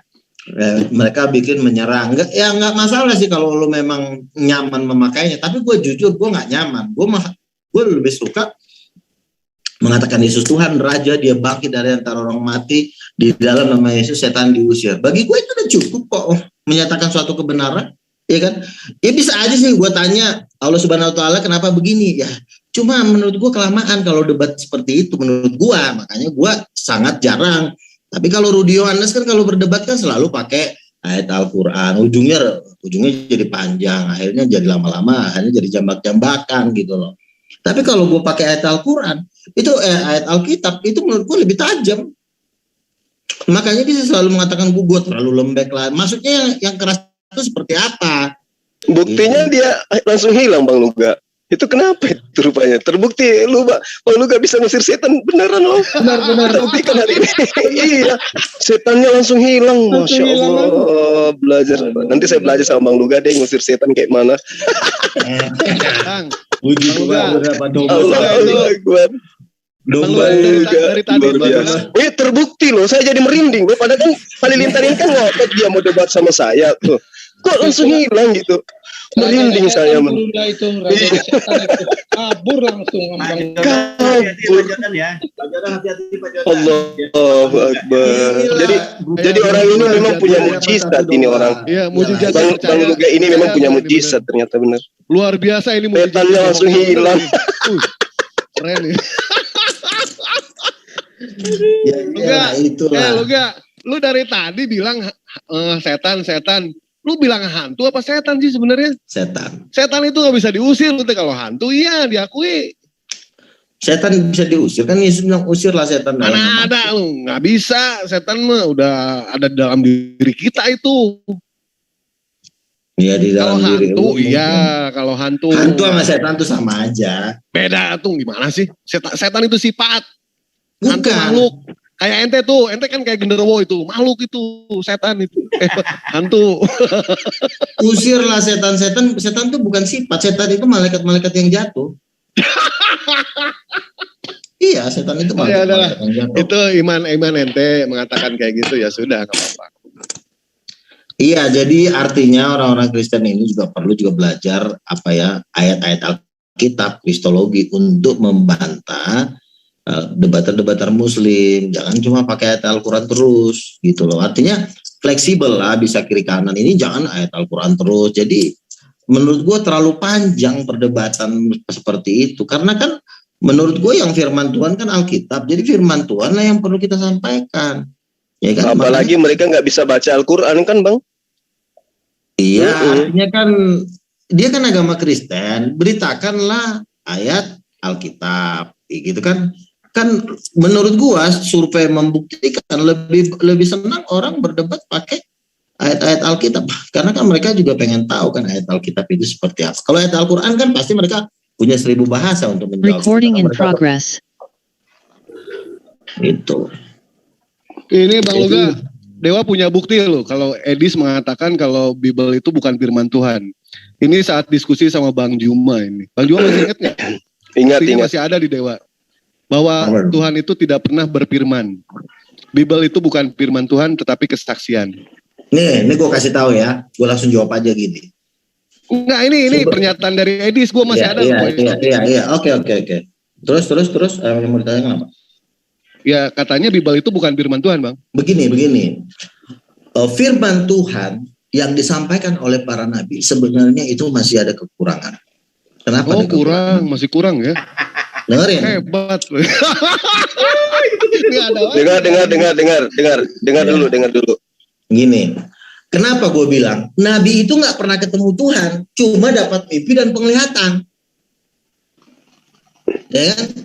Saya mendengar suara, berfirmanlah Tuhan. Oh, beritakanlah ajaranku kepada bangsa Israel. Tuhan pun menampakkan dirinya juga melalui api awan. Jadi nggak bisa kita leluasa berhubungan dengan Tuhan. Makanya di Bilangan 12 ayat 6 Tuhan berkata, makanya di Bilangan 12 ayat 6 Tuhan berkata, aku berfirman jikalau ada seorang nabi, aku berfirman melalui mimpi dan penglihatan. Mimpi dan penglihatan sebenarnya kan masih di bawahnya ya kehidupan nyata. Beda kalau nyata, ya kan? Si Juma ngopi depan gua gampang, pak, ya kan? Kopinya hancur. Itu nyata nggak? Nyata. Itu bukan mimpi, itu bukan penglihatan. Jadi kenyataan dan dengan mimpi itu masih lebih tinggi kenyataan. Nabi itu cuma dipakai di bawah kenyataan, yaitu mimpi dan penglihatan. Itu kan masih di bawah kenyataan. Yang lebih mahal itu kenyataan. Apa? Saksi mata. Makanya Yesus ngomong kepada muridnya di dalam Lukas dikatakan, berbahagialah mata yang telak apa yang kamu lihat. Karena banyak nabi pengen ngelihat apa yang kamu lihat, mereka nggak bisa, kata Yesus. Artinya Yesus menganggap murid-muridnya ini lebih mahal dari nabi. Karena banyak nabi pengen ngelihat apa yang kamu lihat, mereka nggak mampu. Makanya firman Tuhan kepada Abraham, firman Tuhan kepada para nabi itu sebatas mimpi dan penglihatan. Masih di bawah saksi mata. Kan kenyataan itu kan lebih tinggi dari mimpi. Misalnya gini, gue mimpi menikah sama Renata misalnya gitu. Lebih tinggi mana daripada gue benar-benar menikah sama dia gitu. Artinya kehidupan nyata tuh jauh lebih mahal daripada mimpi. Nah, nabi itu semua tuh mimpi. Nggak ada nabi yang dibawa ke sorga langsung salam-salaman sama Tuhan, langsung seperti ngopi sama Tuhan, nggak ada. Paling mimpi penglihatan. Makanya pada waktu Rasul naik, Rasul itu lebih tinggi dari nabi. Kenapa? Karena Rasul ini bukan mimpi dan penglihatan lagi. Mainannya alam nyata, ngelihat ngopi bareng. Begitu. Makanya kesaksiannya rasul-rasul itu lebih mahal. Artinya lebih nyata dibanding kesaksian para nabi. Makanya Yesus berkata, engkau yang semulanya bersama-sama aku, engkau harus bersaksi. Yesus tidak mengatakan kepada mereka, katakan kepada mereka, berfirmanlah Tuhan ini ABC. Enggak seperti itu. Karena kalau berfirmanlah Tuhan, ngapain Tuhan berfirman, langsung aja ngomong gitu loh. Makanya kesaksian rasul-rasul itu lebih mahal, lebih nyata daripada kesaksian para nabi. Makanya di Lukas berapa tuh ya? Di Lukas 10 dikatakan, berbahagialah mata yang melihat yang apa yang kamu lihat. Karena banyak nabi ingin melihat apa yang kamu lihat tapi nggak bisa. Artinya Yesus berkata, lu tuh lebih beruntung daripada para nabi ini. Kenapa? Karena lu lihat langsung gue. Begitu. Makanya kesaksian itu jauh lebih tinggi daripada pernyataan para nabi. Karena udah ketemu langsung. Kalau mimpi kan, misalnya Musa berfirmanlah, oh Tuhan berfirman kepada saya. Mana buktinya? Ya Musa aja meninggal. Nggak bisa membuktikan. Makanya semua nabi itu sama nasibnya.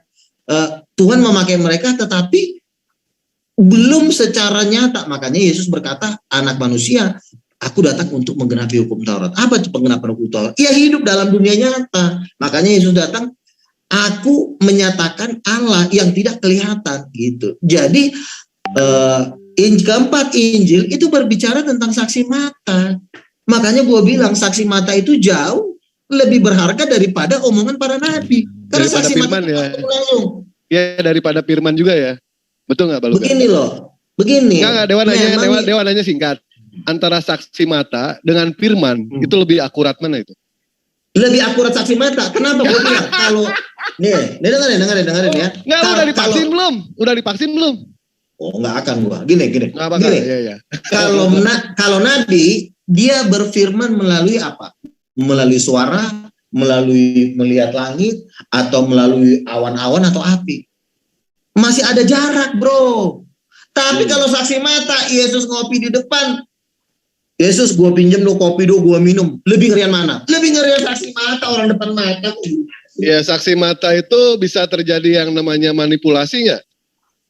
Iya sama, Nabi juga bisa terjadi yang namanya ampun dosa. Kalau kita ngomongin manipulasi, semua manipulasi. Tapi kalau dibilang saksi mata Tidak sama ada. mimpi, lebih tinggian mana? Lebih tinggian saksi mata. Gimana? Nah inilah ente makanya perlu divaksin ente ya. Ente divaksin belum? Pala ente vaksin supaya nggak PA. Ya. Lu gigi nggak ada capek-capeknya makan terus ya. Baut, bangku, meja lu makan semua itu. Pepaya biar langsing. Gue kalau makan pepaya perut gue kecil. Pakai nasi dong, pakai nasi. Enggak. Jadi sekali lagi gue bilang, Muhammad ya, Nabi Anda, dia tidak menceritakan suatu saksi mata karena dia belum lahir. Dia cuma mengatakan saya naik, saya turun. Makanya gue dibilang saksi mata itu gak ada yang bisa ngelawan. Bayangin sama Yesus ngopi bareng gitu loh. Yesus, gue pinjem dong duit lu gopek buat bayar kontrakan. Bisa lo ngomong kayak gitu sama Tuhan. Tapi kalau sama Nabi, tolong dong sampaikan dong kepada Tuhan, saya mau minjem duit 500.000 buat bayar kontrakan. Nabi mikir. Tapi kalau sama Yesus, misalnya Yesus aja, Tuhan kami lapar, langsung Tuhan kami buta, dicelekin pakai tangannya lagi. Kalau Nabi kan enggak, berfirmanlah Tuhan di dalam penglihatan, di dalam awan-awan. Makanya Tuhan bilang, aku berbicara kepada Nabi itu melalui teka-teki. Bilangan 12 ayat 6, masih melalui teka-teki, bukan berterus terang. Tapi kalau Petrus sama Yesus, aduh, itu berkata tuh bajunya Yesus tuh dipinjamin sama si Petrus. Saking dekatnya pinjam baju, gantian mereka pakai baju. Bisa kalau gitu sama Tuhan. Celana dalam dipinjam juga nggak? Ya setidaknya mereka itu saking dekatnya. Kalau Nabi kan beda. Berfirmanlah Tuhan di awan-awan di balik gunung. Kalau misalnya gua orang awam, ngapain sih Tuhan ini berfirman kok jauh amat? Nampakin mukanya dong. Tapi kan makanya di zaman Nabi itu adalah masih zaman ibarat kata tuh masih 50%. Artinya masih gimana? Makanya Yohanes Pembaptis. Kang Luga, izin saya bicara ya. Izin bicara Kang. Dulu pernah saya sampaikan ke Kang Luga. Kalau Anda percaya pada kitab, kami pun percaya kepada kitab. Gitu kan? Iya. Nah yang Kang Luga bilang itu kan tentang kesaksian. Bahwa Kang Luga seakan menjelaskan bahwa dalam isi kitab itu kesaksian kan begitu. Ya kan, permasalahannya tidak sedikit saudara-saudara kami dari kemusliman menjelaskan bahwasanya dia bukanlah Tuhan, dia bukan Tuhan, Kang. Dan itu kata dasarnya apa? Ya itu banyak, nantilah Kang Juma, Kang Dewa akan menjelaskan di dalam. Iya kan, dasarnya kan tetap Isra Miraj kan dasarnya, bukan kamu. Kan? Ini saya membahas tentang kitab Anda dulu, belum kitab Quran belum. Saya membahasnya kepada kondisi kekitaban Kang juga kan, bahwasanya kitab Iya. Sebentar Kang ini sebentar. Terus di sebelah sebelahnya. Ya. Kamu nih sebentar saya bicara Kang. Saya lanjut ya. Maaf saya mute Kang ini. Saya lanjut. Jadi kalau kita sama-sama lihat kitab suci yang Anda bilang dinobatkan sebagai kitab suci, kami pun punya kitab suci. Kita lihat di sana Kang. Saya sering mengatakan kitab suci kami yang datang kepada kami yang oleh Anda diragukan, ternyata isinya terlaksana secara keseluruhan, Kak. Kan gitu kan? Hukum Tuhan yang dijadikan oleh Tuhan kepada Nabi Muhammad terlaksana. Hukum Taurat sebagiannya juga dilaksanakan oleh Rasulullah. Potong tangan, merajam orang yang zina, ya kan? Hukum-hukum dengan ada yang kita lihat sholatnya, puasanya, kurbannya, itu terlaksana, Kang, dalam pemerintahan Nabi Muhammad. Artinya Quran kami bisa dikatakan sejalan seiring dengan nabi-nabi sebelumnya atau kitab suci sebelumnya. Nah, Anda mengatakan Anda lebih percaya kepada kitab Anda, saya silakan. Tetapi ketahuilah bahwa apa yang ada dalam kitab suci Anda itu secara 100% tidak terlaksana. Bahkan Ustadz saya mengatakan tadi, Pak Juma mengatakan bahwa dia belum berhasil, belum sukses kan. Maka sangat jelas nanti dia akan turun lagi di muka bumi ini. Untuk apa? Untuk meluruskan cara paradigma kalian berpikir. Sangat masuk akal. Gitu loh. Jadi silakan Anda berargumen lagi dengan teman-teman kami tentang bahwasanya Nabi Tuhan Anda, dia bukan Tuhan tapi Nabi bagi kami. Iya, oke, udah ya. Oke, kan saya bilang dasar Anda mengatakan Yesus bukan Tuhan kan dasarnya kan karena Muhammad Isra Miraj kan. Di kitab suci dasar Anda, bentar dulu. Bukan begini. Bukan. Kalau Anda pun misalnya dilahirkan dari agama Buddha, Anda pasti comot pakai kitab Buddha. Jadi dasarnya kita lari ke dasar dulu. Jangan kita korek-korek dulu, kita main dari dasar, ya. Alasan Yesus bukan Tuhan, alasan utamanya adalah Isra Mi'raj dan dia bertemu ternyata Yesus bukan Tuhan dan dia tidak disalib. Itu dasarnya. Baru Anda mengkorek kitab suci kami, mencari-cari yang cocok dengan penglihatan Anda, gitu loh. Makanya saya katakan, ya, tidak ada alasan yang lebih kuat daripada alasan orang yang menjadi saksi mata tentang siapa Yesus. 33,5 tahun loh Yesus nongkrong bolak-balik terminal, pasar masuk, Yerusalem, Israel, bolak-balik. Apakah pada waktu itu dia dinobat sebagai Tuhan? Sebentar dulu Kang, harus jawab dulu. Apakah waktu itu dia dinobat sebagai Tuhan oleh sahabat-sahabatnya? Iya, makanya dengar dulu. Iya, saya mau jawab, makanya dengar dulu. Nah, Yesus itu selama 33,5 tahun, gua rasa sampai bosan, gua Tuhan, aku dari kemarin belum ngomong Tuhan. Mungkin orang sampai bosan 33,5 tahun loh. Bukan cuma 2 jam debat kayak gini kan cuma 2 jam. 33,5 tahun Yesus ngomong bolak-balik. Aku rasa orang yang hidup di zaman Yesus khususnya murid-muridnya itu sudah mungkin udah capek. Gue udah ngomongin lo Tuhan masih lu juga ngerti. Artinya mereka ini sudah dicekokin mula sama Yesus kalau gue ini Tuhan selama 33,5 tahun. Masih kurang nggak selama itu? Nah, makanya kesaksiannya rasul-rasul itu lebih kuat daripada kesaksian orang yang mengaku cuma naik turun ke langit ke sorga. Itu nggak kuat karena siapa yang lihat, kita juga nggak tahu itu apa benar apa enggak. Makanya kalau sudah saksi mata itu apapun alasannya tetap itu lebih kuat daripada orang yang mengaku turun naik. Karena dia turun naik pun kita juga nggak tahu itu benar apa enggak karena kita nggak ada di tempat kejadian, apalagi di alam goib karena tubuh kita ini bukan goib. Kalau tubuh saya goib mungkin saya bisa ngikut gitu, tapi karena tubuh saya ini adalah terbatas, makanya Tuhan memberikan suatu pernyataan bahwa saksi mata lah yang harus menjelaskan siapa Yesus, bukan orang yang mengaku ketemu Yesus di nirwana atau di goib mana. Kita nggak bisa seperti itu karena Yesus itu nyata, kecuali Yesus hidup di dalam mimpi, baru Anda pun menceritakan boleh di dalam mimpi. Nah, Yesus nyata kok 33,5 tahun bolak-balik pasar, terminal, apa segala macam, Yerusalem, Nazaret, mondar mandir, naik kuda, naik keledai. Kurang jelas apa dia menjelaskan? Yang saya dengar ini gini Kang, juga maaf ya, mungkin saya agak mendebat antum. Jarang-jarang saya berdebat. Yang saya dengar itu dia diketahui sebagai Tuhan itu ketika dia mau diangkat. Itu yang saya dengar ya dari beberapa orang yang pernah saya dengar. Terserah itu mau percaya apa enggak sih.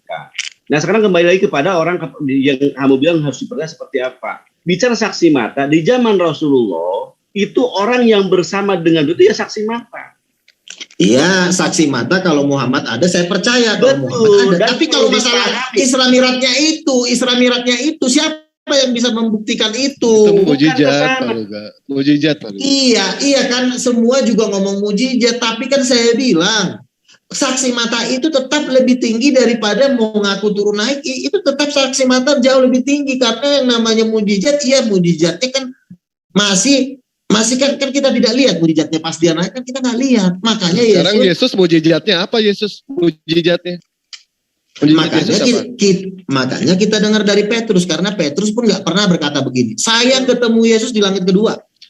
Mujizat Yesus apa? Mujizat Yesus apa sekarang? Baca di dalam Alkitab. Mana buktinya? Buktinya mana? Buktinya ada nggak? Kesaksian saksi mata dari rasul-rasul kan kuat. Buktinya nggak ada. Buat apa? Buktinya nggak ada. Pertama begini dulu bro. Kita jangan Yesus bisa menghidupkan orang yang mati. Gua percaya. Tapi mana orang matinya? Masih hidup nggak zaman sekarang? Nggak ada. Caranya Yesus bisa menyembuhkan. Caranya tidak seperti itu. Ada nggak buktinya? Nggak ada mujizat Yesus. Begini bro, begini. Sabar begini. Kamu jangan lari ke situ dulu. Kamu udah ngelompat ini. Satu kamu. Bukan ente kan yang mengatakan mujizat. Kita bahas mujizat. Ayo bahas mujizat sama gua. Ya, Petrus menuliskan bahwa Yesus membangkitkan orang mati dilihat oleh matanya sendiri. Nah, Itu sekarang adalah buktinya ada pengakuan nggak? Petrus. Buktinya ada nggak? Kau nggak usah nanya bukti, kau nggak usah nanya bukti karena Ya, Muhammad berarti bohong kalau gitu hoak. Dengerin. Iya bentar dulu gantian kita ngomong. Gini caranya. Petrus itu mengaku melihat Yesus berbuat mujizat. Ya, mengaku dulu. Konon Iya. katanya. Katanya. Mana sih? Kamu ini kok konon katanya sama-sama konon katanya kok jadi bikin orang koner. Iya. Belum saya ngomong, saya tuh belum selesai ngomong. Kalau saya Iya, udah selesai gini loh, maaf ya, antum udah banyak ngomong, tadi saya dengerin loh. Saya berusaha untuk menyimak. Kamu udah bicara ngomong. Sekarang Assalamualaikum. Kamu, waalaikumsalam. Kamu percaya konon? Begini, saya tidak bahas pembuktian. Saya belum bahas pembuktian. Nanti di sesi kedua, saya cuma bahas pengakuan dulu. Nggak, pembuktian Jawab aja, nggak usah dulu pengakuan. itu. Pembuktian aja, pembuktian. Pertanyaan Bang Dewa itu dijawab Pembuktiannya dulu. ada nggak sekarang? Mujizat Yesus mana buktinya sekarang? Ada nggak yang bisa kita lihat sekarang? Ayo kita bandingkan dengan Nabi Muhammad SAW. Saya bilang kita berdebat satu-satu tema dulu. Kalau bahas pembuktian nanti boleh di season kedua. Saya mau bahas satu aja belum kelar. Sekarang aja. Berarti lo kalah. Mana buktinya? Mana buktinya Yesus melakukan mujizat? Sekarang kamu diam 2 menit ya. Kamu diam 2 menit ya. Biar saya ngomong. Takut nggak ya? Kalau kamu bisa 2 menit, hebat gini. Petrus mengaku melihat Yesus membuat mujizat. Ya, Petrus mengaku melihat Yesus membuat mujizat. Petrus tidak mengaku melihat Yesus membuat mujizat di dalam mimpinya. Petrus mengaku melihat langsung, bukan bermimpi. Paham? Ya. Jadi buktinya, sekarang ada buktinya. Kau jangan lari dulu, Ucok. Saya belum selesai ngomong. Kamu takut amat sih. Petrus itu, saya tidak membahas pembuktian, saya bahas pengakuan dulu. Habis pengakuan baru pembuktian satu-satu. Kelas 1 aja belum lulus, mau naik kelas 2 lagi. Petrus mengaku melihat Yesus dengan matanya membuat mujizat. Itu satu poin. Ya. Muhammad mengaku melihat Yesus dalam mimpinya atau Isra Miraj. Beda nggak? Yang satu melihat langsung, yang satu pakai mimpi. Ya, yang satu berdasarkan firman, mujizat, yang satu berdasarkan kesaksian yang tidak diketahui orangnya itu siapa. Betul itu. Ya. Bukan. Jangan lari ke firman. Dia kan tidak bertemu langsung dengan Yesus. Dia kan cuma ngaku naik ke langit. Berarti kan apa? Kan bisa dibuktikan nggak? Kan belum bisa dibuktikan. Mimpi nah, kan. Sekarang buktinya mana Yesus? Buktinya mana sekarang? Lah sekarang lu aja belum. Kalau kamu mau minta bukti Yesus, buktikan dulu benar nggak Muhammad itu Isra Miraj? Jangan dibawa-bawa. Oh, di dalam Al-Quran disebutkan. Itu bukan pembuktian, itu baru pengakuan. Makanya saya bilang nih, sekarang saya tanya, mimpi itu nggak bisa dibuktikan, bro. Lu sama kitab Wahyu, pun sama. Asalnya itu mimpi, sekarang dirubah jadi wahyu. Tetapi Yohanes itu pernah ketemu langsung dengan Yesus, itu bedanya. Ya betulnya di mana? Lo Yohanes itu kan muridnya Yesus. Oh baik, sekarang kita masuk ke pembuktian. Mana pembuktian mujizat Yesus sekarang? Satu aja lo kalah. Buktiin aja. Buktiin. Kamu gimana mau bisa membuktikan? Kamu aja tidak bisa membuktikan Muhammad Isra Miraj benar apa enggak? Lu tahu dari mana? Emang lu ikut? Jangan dibawa-bawa Nabi Muhammad. Nggak bisa dong. Kalau kamu nggak bisa membuktikan Nabi Isra Miraj, kamu nggak usah minta bukti. Apaan? Nggak ada gunanya. Bukti Nabi Muhammad melakukan Isra Miraj, perjalanan itu dalam Al-Quran kami tahunya. Iya, buktinya apa? Di dalam Al-Quran. Misalnya begini. Di dalam Al-Quran. Oke, misalnya begini. Itu kan pengakuan. Tadi berdasarkan pengakuan. Katakanlah dulu begini. Sekarang pun pengakuan dari Allah Subhanahu wa taala, ya kan? Nah, sekarang mana buktinya? Enggak usah lari ke mujizat bukti. Yesus. Satu aja sekarang. Pengakuan aja udah kalah. Dari pengakuan aja udah kalah. Satu aja sekarang bukti Yesus mujizat. Mujizat Yesus satu aja. Enggak usah lo ngomong minta bukti. Di pengakuan aja lo udah kalah telak. Lari ke pembuktian enggak jalan. Bilang aja enggak bisa ngebuktiin. Kalau enggak ya sekarang Muhammad aja enggak bisa dibuktikan dia Isra Miraj, ngapain lo minta bukti? Lo aja kagak bisa ngebuktiin kok. Mujizat jangan membandingkan mujizat itu. Tetapi mujizat misalnya. Saya kasih contoh. Bukti kebenaran Isra Mi'raj itu sejasilah Arab percaya Isra Mi'raj. Nah, bukti hoaxnya daripada Lukas, Yerusalem tidak ada yang percaya Yesus terangkat ke langit. Sekarang saya tanya. Luga pergi ke planet Mars dalam mimpinya. Bisa nggak lo gue membuktikannya? Bisa. Gimana cara membuktikannya? Gila, orang membuktikan mimpi itu namanya orang gila.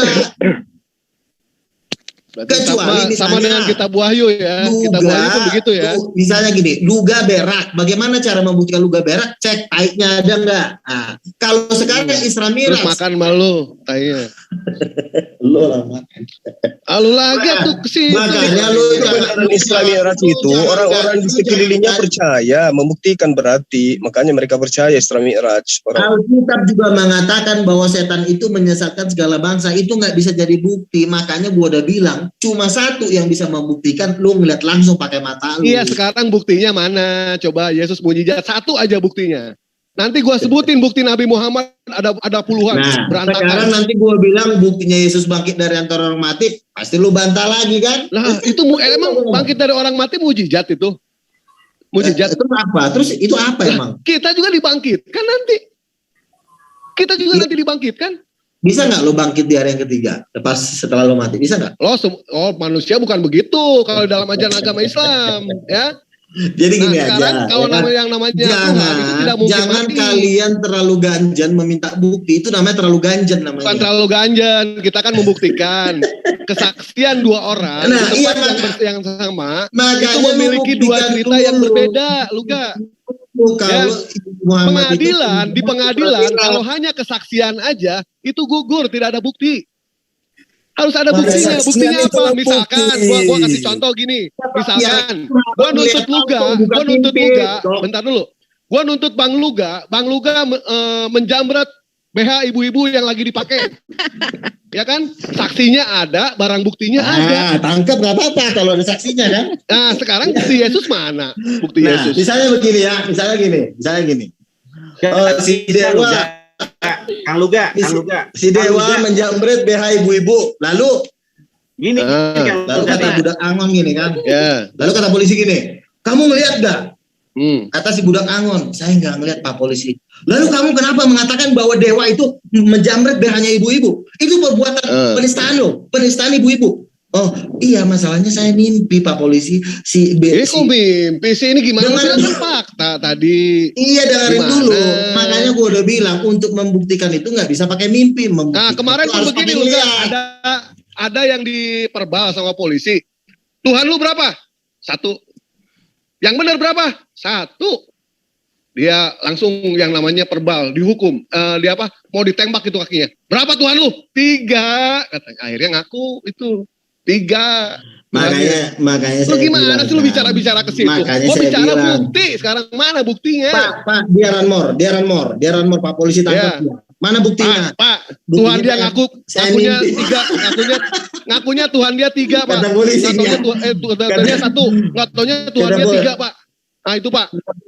Bisa gue juga begitu ya.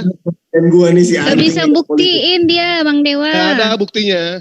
Bagaimana sama sekali. Bisa minta bukti sama gue? Lu bisa gak membuktikan kalau Muhammad itu Isra Miraj benar? Lu bukti dari mana?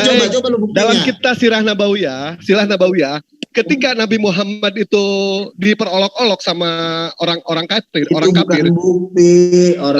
Mana lu ini? Gue ceritakan riwayat berdasarkan ajaran agama Islam. Semua orang memang tidak ada yang percaya, hanya satu yang percaya, Abu Bakar. Gue bisa menjelaskan itu. Abu Bakar ngelihat nggak? Orang gimana orang mau bisa ngelihatnya? Abu Bakar bertanya kepada Nabi Muhammad, apa buktinya kamu itu melakukan Isra Miraj? Nabi Muhammad berkata, nanti bakal ada pedagang yang datang ke sini, dia kehilangan onta. Itu nggak bisa dijadikan bukti. Itu nggak bisa aja namanya orang onta tidak. Sekarang gini aja. Itu bukan bukti. Baik. Gua nyerah. Sekarang tolong buktikan mana mujizat Yesus. Sekarang 1 aja. Yang sekarang. Buktikan sekarang 1 aja. Para murid-murid Yesus, satu bukti yang bisa dilihat sekarang. Yang dilihat sekarang. Kubur Yesus kosong. Hah? Apa? Yesus kosong. Kuburan dibilang mujizat kuburan. Mak gua juga punya kuburan lu teh. Iya, tapi kan bangke mak lo kan ada di kuburan. Ente gimana sih? Kubur Yesus kosong kok. Kubur Muhammad Yesus itu naik ke surga, naik ke atas langit Yesus, nggak ada kuburannya. Iya betul, nah pinter nih anak sih. katanya Yesus naik ke surga. Itulah Iya, mujizat. tapi kan Dia bisa naik ke kalau surga. di Kristen kan Yesus digantung di tiang salib. Itu kan persepsi Islam. Yang naik ke Sebenarnya surga. bukti-bukti Yesus itu ada mujizat dengan murid-muridnya melakukan mujizat, Pak. Ya Sampai sekarang sekarang mana ini. buktinya? Buktinya mana Itu sekarang? Bapak pergi Banyak. coba ke Ya banyak mana Balikpapan. buktinya? Iya, Bapak ke Balikpapan itu ada yang namanya pendeta Siapa? dia itu menyembuhkan dalam nama Yesus, ya. Ya kalau misalkan dia bisa menyembuhkan, kenapa dia nggak ke rumah sakit aja? Sembuhin semua orang yang sakit. Yang Di antara disembuhkan 5 orang, itu, di antara dengerin, 5 orang yang sakit. disembuhkan itu orang Tapi itu yang adalah mau bukti, Pak. disembuhkan. Kalau Tidak, orang nggak mau banyak kok disembuhkan, yang namanya dokter muslim juga banyak bisa menyembuhkan. Bang Yang Luga, menyembuhkan itu Bang Luga, Allah. Bang Bisa Yang nggak menyembuhkan membangkitkan orang Allah, mati? yang Bisa dapat nggak uang, membang? yang dapat uang dokter. bisa nggak Bang Luga. bangkitin orang mati dokternya? saya bisa nyembuhin Bang Luga, tapi atas izin Allah Bang Luga. Ya, bukan Iya, karena Yesus sudah Iya, buktikan Yesus tidak pernah mengajarkan orang menyembuhkan atas izin Allah, tetapi Yesus berkata mereka akan menumpangkan tangan atas namaku. Jadi jangan itu berbeda Jadi dengan nggak ada Ini Pak dia Luga yang ya. salah. Bukti Yesus, mujizat Yesus yang bisa dilihat di zaman now itu tidak ada sama sekali. Ya. Itu juga Itu Peter Yongren, Peace Be God Born itu membangkitkan 23 orang mati, 23. Lu Gak bisa ada, nggak? Bang Nggak Luga, mau, bisa gak ada. nggak? Bahkan kemarin ada yang mengaku katanya Makanya membangkitkan lu orang yang sekolah. mati. Gak taunya orang yang mati itu masih hidup. Tuh di YouTube tuh masih rame tuh pendeta. Mungkin pendeta ada satu orang yang punya nomor telepon Tuhan, mungkin itu mujizat kali ya. Itu Nggak tahu gua Peace Be God Born 23 orang mati dibangkitkan, 23 bukan satu orang. Berarti ternyata bukan Yesus aja yang bisa membangkitkan orang yang mati ya. Makanya Yesus Kenapa itu tidak dituhankan aja itu? kan Kenapa Yesus tidak itu dituhankan aja? dengerin, Yesus itu memberikan kuasa kepada murid-muridnya. Yesus yang ngasih karena yang punya kuasa Yesus.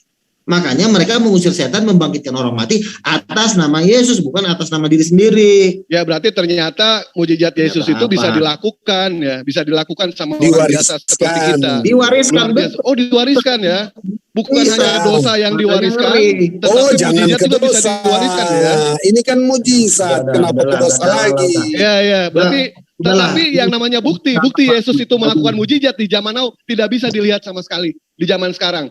Kami percaya kok Yesus bisa menyembuhkan orang Rehat Bonke, dengerin ya. Tapi buktinya tidak ada yang sekarang, tidak ada. Dengerin, makanya kamu gaul bro. Rehat Bonke bikin KKN. Gue gaul bukan digawir, gue gaul di mall juga gue gaul, bukan? Bonke bikin KKN di Nigeria itu yang hadir 4 juta orang. Itu banyak orang mati dibangkitkan, orang lumpuh berjalan, orang buta melihat, banyak. Bukan cuma satu. Nggak ada. Gua nggak pernah, lu nggak pernah. Makanya Berarti kalau misalkan ente menyangka mujizat itu bisa dilakukan orang biasa, nah inilah yang membagongkan gitu kan. Yang namanya mujizat itu tidak bisa dilakukan oleh orang biasa. Tidak bisa. Kamu akan menerima kuasa jika Roh Kudus turun ke atasmu. Kamu akan melakukan perbuatan-perbuatan yang lebih besar daripada aku apabila kau percaya kepadaku. Makanya kita bisa mengusir setan, bisa membangkitkan orang mati, bisa menjelikan orang buta. Buktikan Kenapa? coba kalau orang mati ini gua buktikan coba, gua pengen tahu buktinya. Bisa nggak sih orang-orang ratusan orang di Afrika itu banyak orang mati dibangkitkan. Siapa atas nama siapa? 23 orang atas nama siapa? Gue ketik di sini atas nama siapa? Gue pengen tahu. Smith Wigglesworth, penginjil dari Inggris. Oh, itu tidak ada yang mati itu. Itu hoak aja itu. Komen hoak aja. Lu tahu dari mana? Lu baca bukunya, Ucok. Kenapa dia nggak bangkitin emaknya aja sama bapaknya? Iya, Tuhan kan membangkitkan orang kan untuk tujuan satu mujizat, bukan untuk suatu jualan. Gimana sih lu? Tuhan bermujizat, gimana ceritanya ente Tuhan bermujizat? Tuhan itu memberi mujizat, betul. Tuhan itu ini yang gua tanyakan sama ente ya Luga ya. Coba kalau misalkan diskusi jujur jadi orang, ada nggak mujizat Yesus yang bisa kita lihat sekarang? Ada nggak? Ya ada. Bilang aja nggak ada. Terlalu banyak kan gue udah bilang. Dengerin ya. Terlalu banyak kok minta satu. Lo coba. Satu. Iya. Lo coba nggak bisa ngebuktiin nih. Ente dari tadi gimana sih? Nggak ada, bilang aja nggak ada. Oke. Gua berdoa 7 malaikat nampakin diri. Lo pernah nggak? 7 malaikat. Coba buktikan. Tadi kalau tadi Bang Luga ngusir setan kok mujizatnya luar biasa, langsung ngusir setan tadi halilintar. Benar. Kemarin 5 orang, ke 5 orang baca salawat. Gue tengking, gue banting abis dalam nama Yesus. Sampai mereka kagak ada. Ngapain? Buktinya kagak ada. Gimana? Mereka udah mau mati. Benar. Buktinya kagak ada. Gurunda. Tahu nggak, rajanya setan tadi itu di WA aja itu nggak pernah bisa diusir-usir. Sama Bang Luka cuma sebentar doang kabur dia, Gurunda. Itulah mujizatnya Bang Luka itu. Di WA nggak berani lagi dijapin cari-cari dia. Suruh nongol. Gua doa tuh malaikat gede-gede, raksasa gede nampakin diri bawa peti emas. Tuhan bilang, malaikatnya ngomong ini adalah kekayaan bangsa-bangsa. Nah ini kan halu, lu jangan usah halu. Iya makanya kan lu nanya. Nggak bisa bilang seperti itu. Kalau misalkan kita bicara tanpa bukti, itu cerita namanya. Dalam diskusi itu. Makanya apa bedanya Isra Mi'raj? Apa bedanya dalam diskusi itu mujizat. Kalau mujizat itu memang tidak bisa dibuktikan. Lu telah mati mujizat nggak? Mujizat itu bismillah. Mujizat itu keluar dari hukum alam. Mujizat itu keluar dari sunnah. Itu namanya mujizat, tidak bisa dibuktikan. Dengerin. Giliran gue tuh berdoa datang malaikat 7 orang, lu nggak percaya. Nah sekarang juga gimana percaya lu halu gimana? Nah, sekarang gue tanya, Muhammad naik katanya ke lantai, lihat di lantai dulu, percaya nggak? Kan tadi gue ceritain sama ente buktinya apa. Abu Bakar di dalam surah Nabawiyah di situ disebutkan. Abu Bakar minta bukti. Setelah gue ceritain, ente tutup kuping. Gimana ceritanya? Jangan dibawa-bawa Nabi Muhammad. Masa gara-gara dulu datang lu gak ada nyawa lu. Ganti tema. Luga. Dia minta bukti. Ibu kita mengalir aja ini Pak. Setelah kita membuktikan, ente berusaha untuk tutup kuping. Ini gue lebih lucu lagi nih. Ceritanya ente ini. Dengerin, ini gue baru dengar cerita loh. Karena gue jarang baca Al-Quran. Dia bukti Muhammad naik Isra Mi'raj. Kata-katanya nanti akan datang 2 onta. Kalau cuma bawa onta, setan juga onta sih, bukan 2 onta. Berapa onta? Ketika Nabi Muhammad itu ada orang yang melihat kehilangan unta, Nabi Muhammad berteriak di situ. Ente kan tidak tahu riwayat cerita itu. Kalau kami umat muslim tahu. Masa lu gara onta lu gak ada nyawa lu? Kok gak ada nyawa sih? Di mana ceritanya sih? Gak ada nyawa. Gara-gara ada onta itu kan. Nah sekarang kan lu udah tutup kuping, ya kan? Nah sekarang gue pengen nanya sama ente, mana bukti Yesus, mujizat Yesus yang bisa kita lihat sekarang? Kata ente banyaknya mana? Gue pengen tahu satu aja. Orang buta melihat orang. Nah buktinya mana orang buta? Baik, orang buta bisa melihat, masih hidup nggak orangnya? Sudah meninggal. Masih bisa berjalan. Mana orangnya? Terlalu banyak orang-orang. Ya, mana sekarang mana mujizat Yesus yang bisa dilihat sekarang? Itu banyak banget orang mati itu ya, pendeta di gereja gua Yan Wagani aja pernah bangkitin orang mati. Gua aja sampai kaget, gila pendeta ngeri amat bang. Ente bener halu terus. Makanya gua udah bilang Kristen itu ya halu terus yang ngomong. Oke, sekarang gua tanya teman gua berdoa si Rali bareng-bareng sama berdoa sama gua. Luga gua ngeliat siapa tuh? Siapa? Gua bilang Gabriel. Udahlah, lu gak usah halu, kita kan ya, Dewa bilang sama ente, ketika kita berdiskusi itu, bukti yang bicara, jangan bicara jadi bukti. Makanya sekarang gue tanya, mana buktinya Muhammad naik ke langit kedua? Gue ceritain sirah nabawiyahnya seperti itu. Sirah nabawiyahnya. Ente kan tidak percaya, ya itu terserah ente. Kami tidak akan menuntut supaya ente itu percaya. Tetapi ketika gue bertanya sama ente, mana mujizat Yesus yang bisa kita lihat sekarang? Ada nggak mujizatnya? Ada nggak mujizatnya? Kuburan udah kosong. Kuburannya udah kosong. Kuburan kok mujizat. Pohon ara yang dikutuk katanya itu masih ada atau tidak? Itu barangkali salah satu. Tapi saya ada Pak, mujizat bukan begitu Pak. Tidak bisa. Ini si Dewa ini sebenarnya nggak bisa belum bisa dibikin jadi standar debat ini. Ini nanyanya ngaco nih. Apa yang ditanya? Ngaco dari tadi kan gue bertanya sama ente, ya kan? Mana bukti Yesus mujizatnya sekarang? Nggak perlu lo tanya mujizat Yesus. Tanya ke umat muslim aja. Umat muslim tahu semua cerita itu mengenai soal riwayat cerita itu. Yesus aja lahir tanpa bapak itu udah mujizat, Ucok. Adam gimana? Ucok? Adam gimana? Ya Adam juga suatu perbuatan Tuhan. Emang kenapa? Emang kenapa? Kalau Adam dilahirkan tanpa ayah, emang kenapa? Kan nggak salah juga. Buktinya Ya emang Yesus. nggak salah. Justru lebih hebat mana antara penciptaan Yesus dengan penciptaan Siti Hawa? Siapa lebih? Ya, itu semua hebat. Emang kenapa? Ya Nggak ada masalah. Berarti nggak bisa membandingkan seperti itu. Bedanya si Adam jatuh dalam dosa, Yesus nggak jatuh dalam dosa. Buktinya Yesus colok-colok keledai. Itu kan bohong itu. Awas loh, muka lu dibakar loh. Sebagaimanapun juga ente Iya, umat ente menyebutkan kami mengetahui gini itu. aja, Anda belum bisa membuktikan kalau Yesus itu tidak bangkit, tidak mati berdasarkan Isra Mi'raj. Karena Isra Mi'raj Isra Mi'raj nggak ada hubungannya dengan kebangkitan Yesus. Tidak ada hubungannya. Kan gara-gara Isra Mi'raj lalu dengerin perkataan Muhammad bahwa Muhammad mengatakan bahwa Yesus Nabi tidak bangkit. Muhammad dibawa-bawa. Ya harus dibawa dong. Emang ini dialog agama Yesus sama Pes Buddha. Ini kan dialog agama Islam. Kalau Nabi Muhammad itu buktinya kan ada Isra Mi'raj. Tuh banyak semua orang percaya. Ya buktinya Yesus nggak ada yang percaya sekarang. Bukan kalau semua orang yang buktinya. Mana buktinya apa Muhammad? Masa buktinya orang percaya orang dibohongin ya bisa juga. Itu bukan bukti. Kata si Dewa tadi buktinya ada orang bawa onta. Masa bawa onta? Kan susah udah dijelasin tadi sama kami sudah Ustaz menjelaskan, ya kan? Ente tidak percaya. Kan gue udah bilang hak ente. Nah sekarang gue balikin pertanyaan gue, mana bukti mujizat Yesus sekarang ada nggak? Kalau lo belum ada bisa nggak mujizat? Nggak usah kemana-mana. Mujizat Yesus yang dibuktikan sekarang ada nggak? Tanya, lo belum punya modal. Mana ada nggak? Sebentar. Lo nggak punya modal.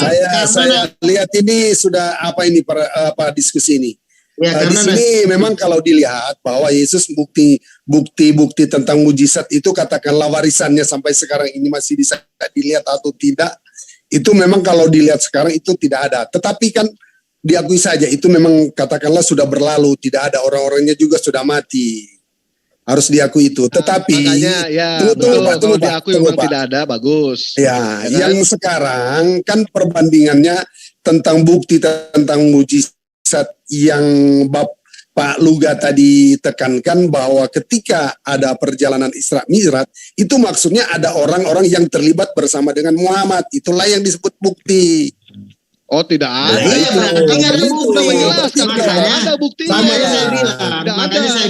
Al-Quran menjelaskan itu semua. Ya kan? Tetapi kita bandingkan mujizat satu dengan mujizat yang lain. Nabi Muhammad banyak mujizat dan banyak mujizat Nabi Muhammad yang kita bisa lihat sekarang. Tidak bisa karena Muhammad tidak bisa mujizatnya. Muhammad nggak bisa bangkit dari antara orang mati. Kalau misalkan itu dikatakan sebagai Tuhan, kata ente katanya pendeta itu membangkitkan orang mati, kenapa nggak dituhankan? Elia juga bisa membangkitkan orang yang mati. Konon katanya Paulus bisa membangkitkan orang yang mati. Yesus membangkitkan orang mati pakai kuasanya sendiri, tapi para ada kuasa sendiri, berdoa dulu Yesus. Oh iya, berdoa dulu. Iya, tetapi kan dalam namaku, kan ada dalam nama Yesus. Usirlah setan dalam namaku, berarti kan kuasanya punya nama dia, orang nama yang disebut kok gimana sih? Orang usirlah setan. Membangkitkan yang mati dia berdoa dulu kok kepada Bapa. Iya, berdoa dalam nama Yesus. Lu ya, makanya tetap aja berdoa. Berdoa sama siapa Yesus? Ya sekarang minta kalau izin sama siapa? Oke, sekarang Yesus minta izin kepada Bapa. Kalau nggak ada nama Yesus bisa bangkit nggak? Bisa bangkit Yesus punya Bapa. Kenapa? Gua tanya, kalau Yesus berdoa, habis Yesus berdoa, tapi Yesus nggak mau memeteraikan dua itu pakai nama dia, bangkit ke orang matinya. Kalau misalkan Allah berkehendak, pasti Allah bisa. Nggak bisa, makanya kata siapa? Allah berkehendak apapun bisa. Kalau Allah mau. Makanya lo dengerin dulu ucapan Yesus, berdoa. Nah sekarang gue balikin tanya, ketika Yesus berdoa kepada Bapa, terus Bapa tidak mengizinkan, apakah bisa? Tidak bisa apakah juga. Bisa dia? Tidak bisa. Ya tidak sudah, bisa. Berarti ada satu entitas yang lebih hebat daripada Yesus. Betul. Sekarang gue tanya balik lagi. Pada waktu Yesus berdoa kepada Bapa, lalu Bapa mengizinkan, tapi Yesus nggak mau memakai namanya. Bisa nggak? Bisa nggak terjadi? Bisa. Bapa berkuasa. Bisa. Salah. Bisa. Salah. Berarti lu salah baca Alkitab. Salah besar lu. Oh enggak. Justru karena peranan Bapa inilah. Makanya setan-setan itu bukan diusir atas nama Bapa, harus atas nama Yesus. Nggak atas nama Bapa setan nggak jadi diusir. Gimana sih lo? Yesus tuh mengusir setan dengan jari apa? Dengan jari Tuhan kan? Tapi atas nama Yesusnya yang bikin masalah. Ya, tapi yang bikin masalah di sini juga itu atas izin Bapak. Tapi yang bikin masalah juga nama Yesusnya. Kalau nggak ada nama Yesus, Bapak nggak bisa bikin Kalau apa-apa. Bapak tidak mengizinkan, Yesus tidak bisa apa-apa juga. Aku tidak bisa berbuat apa-apa atas diriku Kebalikannya sendiri. sama. Tanpa Jelas kan? nama aku nggak. Aku Tanpa tidak nama- bisa berbuat apa-apa atas diriku Paluga, sendiri. paluga. Jelas. Tanpa nama Yesus juga nggak bisa. Tanpa Paluga, nama paluga, Yesus. segala kuasa telah diserahkan kepada Yesus baik di surga maupun di bumi. Yang menyerahkan siapa, Pak? Bapak. Bapak. Berarti kan Sekarang siapa? Sekarang jadi berarti milik siapa? ketika Bapak menyerahkan kuasa itu kepada Yesus, apakah Bapak masih berkuasa? Sekarang iya. Makanya kan gue bilang yang jadi raja itu Yesus bukan bapaknya. Bapak kan sudah memberikan kuasa kepada Yesus. Kuasa milik Nah, siapa? berarti Yesus hanya diberikan kan? Berarti ada satu entitas Sekarang yang gua- lebih hebat daripada Yesus, betul tidak? Iya, dengerin dulu. Misalnya gue punya 10 juta. 10 juta gue kasih sama lu. 10 juta punya siapa? Punya siapa? Ya, punya ente. Ya punya lu. Gue kasih ke lu gimana sih? Ya, punya gua. Oke, punya gua. Sekarang Iya, ketika Yesus berat. diberikan kuasa, Yesus diberikan kuasa oleh Bapak, apakah Bapak masih berkuasa? Kan Bapak dan Yesus itu satu, makanya tetap berkuasa. Nih lo ya, ente menyerahkan uang 10 juta ke gua, 10 juta itu punya gua dan ente tidak punya apa-apa. Begitupun juga begitu. Ketika Iya, Bapak menyerahkan betul. kekuasaannya kepada Yesus, berarti Bapak sudah pensiun. Udah pensiun dini itu. Ya, Iya, kan dia kalau tidak kamu- bekerja. Dia kan sebagai perencana, kuasanya telah diberikan kepada Yesus. Iya, berarti jelas Pak di Jadi sini Yesus Pak, yang memberikan bekerja. kuasa itu adalah Bapak. Berarti Yesus Iya. punya Bapak, Yesus punya Tuhan. Dan inilah Dan ajaran Bapaknya yang membingungkan. Wah, Ketika dengerin. kuasa itu diberikan kepada Yesus semuanya, Bapak otomatis tidak berkuasa lagi. Tidak berkuasa lagi Bapak. Dalam hal Iya, lu apa dengerin. pengertiannya Begini, tidak begini, berkuasa? begini. Nah, sekarang saya tanya ke Bapak, ketika Bapak menyerahkan kekuasaan kepada Yesus, apakah Bapak masih berkuasa? Apakah Bapak masih punya kuasa, Pak? Tidak, karena sudah diberikan kepada Yesus. Berarti Bapak pensiun Iya. kan? Berarti Bapak pensiun. Iya, Betul, karena betul, dia betul. sebagai Oh, perencana, gitu. kan Betul, segala iya, iya, kuasa iya. pekerjaan Bagus. telah diberikan kepada Begini, Yesus. begini. Si Dewa, ini masalah Tritunggal. Jadi gini, Bapak itu adalah pemikiran. Pemikiran ini memberikan kuasa kepada tangan. Nah, pada waktu kuasa diberikan kepada tangan, apakah pemikiran yang aman? Tangan ini tetap, pikiran ini tetap mengkontrol segala pergerakan Yesus, tetapi kuasa itu sudah menjadi milik Yesus. Iya, Makanya berarti kan Yesus Bapak dan tidak Bapak berkuasa.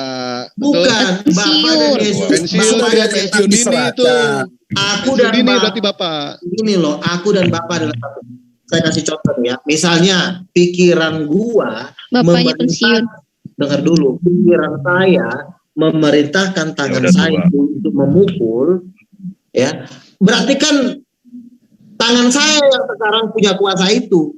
Nah, pikiran saya apakah pensiun? Enggak, tangan saya tetap mengontrol pergerakan kemana pukulan ini harus diberikan. Misalnya ke gigi tuh, berat gitu. Tapi Ke hidung lu aja, ke hidung lu aja. Dilebut ke mata lu, ke mata lu. Kayak pegawai Normal negeri mata aja lu. ada pensiunnya. Ini keren ini. Berarti Bapak sudah tidak berkuasa dan sementara Roh Kudus juga tidak berkuasa karena Roh Kudus tidak diberikan kuasa. Kan begitu, Wah, hanya Yesus yang begini, berkuasa. begini, Sementara di gini, dalam gini. ayat Oke, oke. mengatakan ada Gini. 3 kesaksian. Bapak, Gini. Putra, Roh Kudus. Nih, Nah, sementara nih. kesaksian ini yang mana yang menguatkan ini? Oke. Kesaksian ini. Oke ya. Gini. Yesus Bapak, jadi manusia di kudeta dengerin. Tuhan. Dengerin ya. Firman lagi ini nyambung. Dengerin. Bapak itu memberikan kuasa kepada firman, artinya begini. Bapak ini kan kuasa itu adalah Roh Kudus. Kuasa itu tinggal di dalam Roh Kudus. Ini mulai halu ini. Jangan dulu. Firman itu siapa? Firman itu ada di mulut Bapak. Jadi kalau Bapak memberikan kuasa, gitu ya. ya kan itu kan satu orang, bukan 2 orang. Jangan lu pikir itu 2 orang. Jangan ngamuk bang, santai, tenang. Dan memerintahkan mulutnya untuk berkata-kata, lalu Roh Kudus memberikan kuasa kepada perkataan itu sehingga dia bisa membentak, keluar setan, kan gitu. Karena ada kuasa. Kudus itu siapa? Roh Kudus itu adalah nafasnya Bapa. Yesus itu adalah perkataannya Bapa. Bapa itu adalah otak. Oh gitu. Orang Kalau bijinya siapa itu biji? Bijinya pala lopeang. Dewa. Ya, kalau Ini kembali. Oke. Ini. tadi kan Pak Dewa katakan bahwa dia percaya kepada Yesus, melakukan mujizat, dan mujizat itu sudah diwariskan. Jadi ketergantungan dari Pak Dewa, kalau percaya pasti ada mujizat, Pak, dengan memakai nama Yesus. Apakah tentang kepercayaan Bapak inilah, dalam poin-poin apakah perkataan Bapak ini yang nantinya akan sinonim dengan Alkitab? Gimana sih? Halo Pak Dewa. Yang poinnya aja sih. Gimana sih? Kan di sini Pak Dewa waktu memulai kita diskusi di sini kan Pak Dewa katakan bahwa percaya kepada Yesus.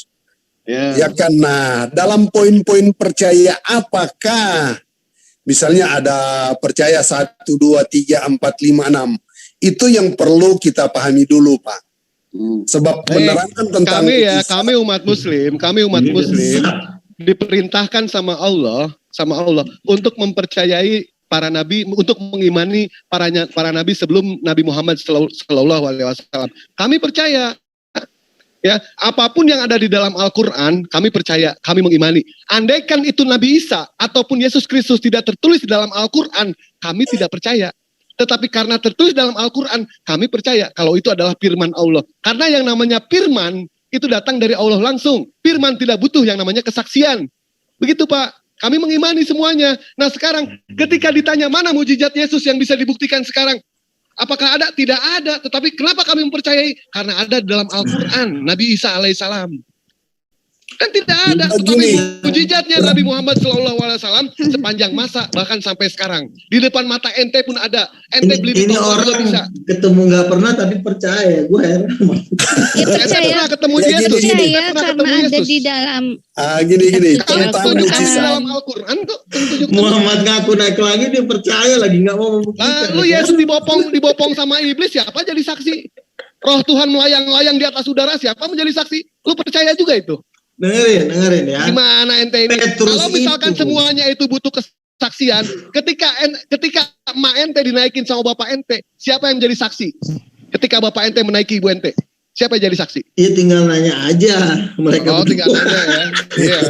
Gelap lampu itu. Kan mereka saksi mata. Gini.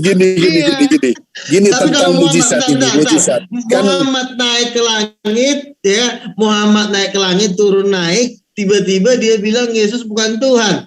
Masa gara-gara dia naik turun bukan kata Nabi Muhammad, tetapi Allah yang mengatakan di dalam Al-Quran.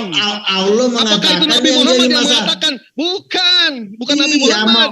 Kami di sini semua bilang juga kepada ente kalau misalkan Yesus itu adalah utusan. Kalau misalkan pernyataan dari Bang Juma, nggak usah percaya ente. Bang Juma itu siapa? Kecil. Tetapi ini Allah yang mengatakan seperti itu. Bang Juma Isra Miraj, terus lu percaya lagi? Dia juga ngaku dari Allah. Gimana ini? Ini nggak nyambung ini. Lu juga percaya ketika Yesus dibopong sama iblis? Tuhan lu dibopong sama iblis, siapa jadi saksinya itu? Gini, siapa yang menyaksikan? Tunggu Pak, ini tentang mujizat yang dilakukan oleh Isa ketika dia dituduh orang ibunya berzina, kan dia masih kecil kemudian ngomong. Nah, apakah itu masuk kategori mujizat atau bohong-bohongan, Bu? Mujizat, Pak. Mujizat. Di dalam ajaran agama Islam itu mujizat. Nah, sekarang kalau Yesus di dalam Alkitab melakukan penyembuhan, orang buta melihat atau yang Lazarus dibangkitkan, itu mujizat enggak? Itu mujizat. Lalu maksudnya sekarang mana yang pembuktian mujizat para nabi semua sifatnya kontemporer Pak, sementara.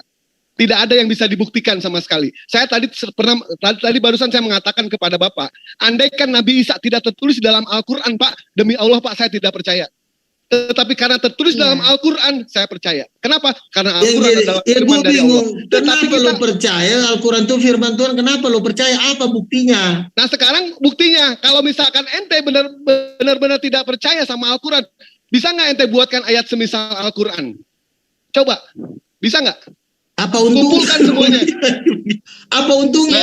Ya iyalah, kami kan umat Muslim. Ya sekarang ngapain saya bikin gitu? Karena Muhammad juga kan nggak ketemu Yesus langsung, terus bersaksi tentang Yesus berdasarkan dia naik turun langit. Siapa yang tahu kalau dia naik turun langit? Kan tadi gue udah bilang lu gak. Sekarang sama gue bilang lagi sama ente ya. Ente kan memaksa tadi. Gue bilang gue. Buktinya ya. Itu di dalam Al-Quran ada tuh. Sekarang itu kan bukti itu bukan tertulis, itu tertulis di dalam Al-Quran. Membuktikan yang tertulis ini seperti apa kan nggak bisa dibuktikan kalau cuma nyata maksudnya. Iya, bukti itu sekarang siapa buktinya? Siapa yang bisa membuktikan ketika dibopong sama iblis? Buktinya, siapa jadi saksi? Siapa jadi saksi? Petrus. Banyak ya. Ada lo, Dodol. Dengerin, katanya kan dengerin dulu. Muhammad katanya ketemu Allah. Buktinya mana kalau itu firman Allah? Iya, buktinya mana? Ente halu aja. Tadi udah gue jelasin. Tapi ente kan berusaha tutup kuping. Kan kamu bilang itu firman Allah, buktinya mana? Kata Bapak di surga, perasaan gue nggak pernah ngomong. Nah sekarang kalau Al-Quran bukan firman Allah, lu bisa nggak buatkan ayat semisal Al-Quran? Tapi kalau gue bisa membuat seperti Bible, bahkan lebih konak daripada Bible. Gue udah bikin buku nih tebalnya bukan main. Jadi lo jangan suruh gue pengarang. Nih buku gue nih tebal banget nih. Buku apaan? Buat ini buat bungkus bala-bala. Gua nggak nanya. Buat bungkus jadi bala-bala. lu jangan suruh gue mengarang. Gue paling jago ngarang. Buat bungkus bala-bala itu. Buat bungkus pisang goreng. Buku setebal ini jangan lu suruh gue ngarang. Ntar gue karang bener-bener lebih ngeri lagi. Gue bilang coba aja lu ngarang. Apa isinya? Sekarang kalau misalkan lu pengarang bagus, isinya halus. Ke langit ke 19. Siapa yang menyaksikan ketika Yesus dibopong sama iblis? Petrus. Gua pernah naik ke langit 19. Wih, jebol itu langit ya. Ya apa bedanya Muhammad naik ke langit kedua? Apa bedanya? Makanya gua udah bilang nggak bisa dibuktikan. Ente hebat berarti ya. Mimpi itu nggak bisa dibuktikan. Hebat gila Kita kalau di situ sedang muter-muter kita di situ. Buku mengarang buku isinya halus. Ini saya mau perdalam ini poin-poin tentang percaya menurut Islam. Ini yang mau mendapatkan buku ini tolong percaya seperti apa misalnya Pak? Oh gitu. Nanti gue bikin buat bungkus itulah, bungkus bala-bala ntar. Nah, boleh isinya halus, males isinya halus. Ya ini gitu ya. Kita beli Ero gua. Isinya halus tahu-tahu di percaya yang diajarkan Al-Quran kepada Isa itu dalam poin-poin apa itu Pak? Ayo. Apa sih ini? Ini percaya kan Bapak sudah katakan tentang kata percaya kepada Nabi Isa. Percaya, contohnya kami percaya tentang ada mujizat, dia sebagai Tuhan, dia sebagai juga. Nabi, iya, kami percaya dia sebagai sebagai Tuhan apa? Yang Ntar dulu, kalau sebagai Tuhan ntar dulu sebagai Nabi ya. Jadi sebagai Nabi, sebagai Mesias, betul percaya juga. Percaya sebagai Jadi Nabi. Yang lain-lain itu cuma kata Tuhan saja ini yang agak berbeda. Nah iya itu permasalahannya di situ. Kalau misalkan Yesus itu Tuhan, berapa banyak sekte Kristen itu yang boleh nggak saya bertanya? Boleh nggak saya bertanya dulu sama Dewa? Nanya aja, kalau bisa gue jawab. Nah, kalian kan tidak mau ditebus oleh darah Yesus kan? Mau. Sehingga yang disalib adalah Yudas. Mungkin darah Yudas kali mungkin akan bukan. Kami tidak mengetahui siapa yang disalib di situ ya. Kami Allah sudah menggantinya yang Yudas. Berarti darah Yudas lah yang menembuskan aku. Ketika Yesus berdoa ingin diselamatkan, berarti Yesus minta diselamatkan ya diselamatkan sama Tuhan. Makanya digantikan Allah dengan Yudas. Berarti yang sekarang yang menebus dosa kalian darahnya Yudas. Oh bukan, kami tidak ditebus. Kalian yang ditebus. Darah Yudas itu.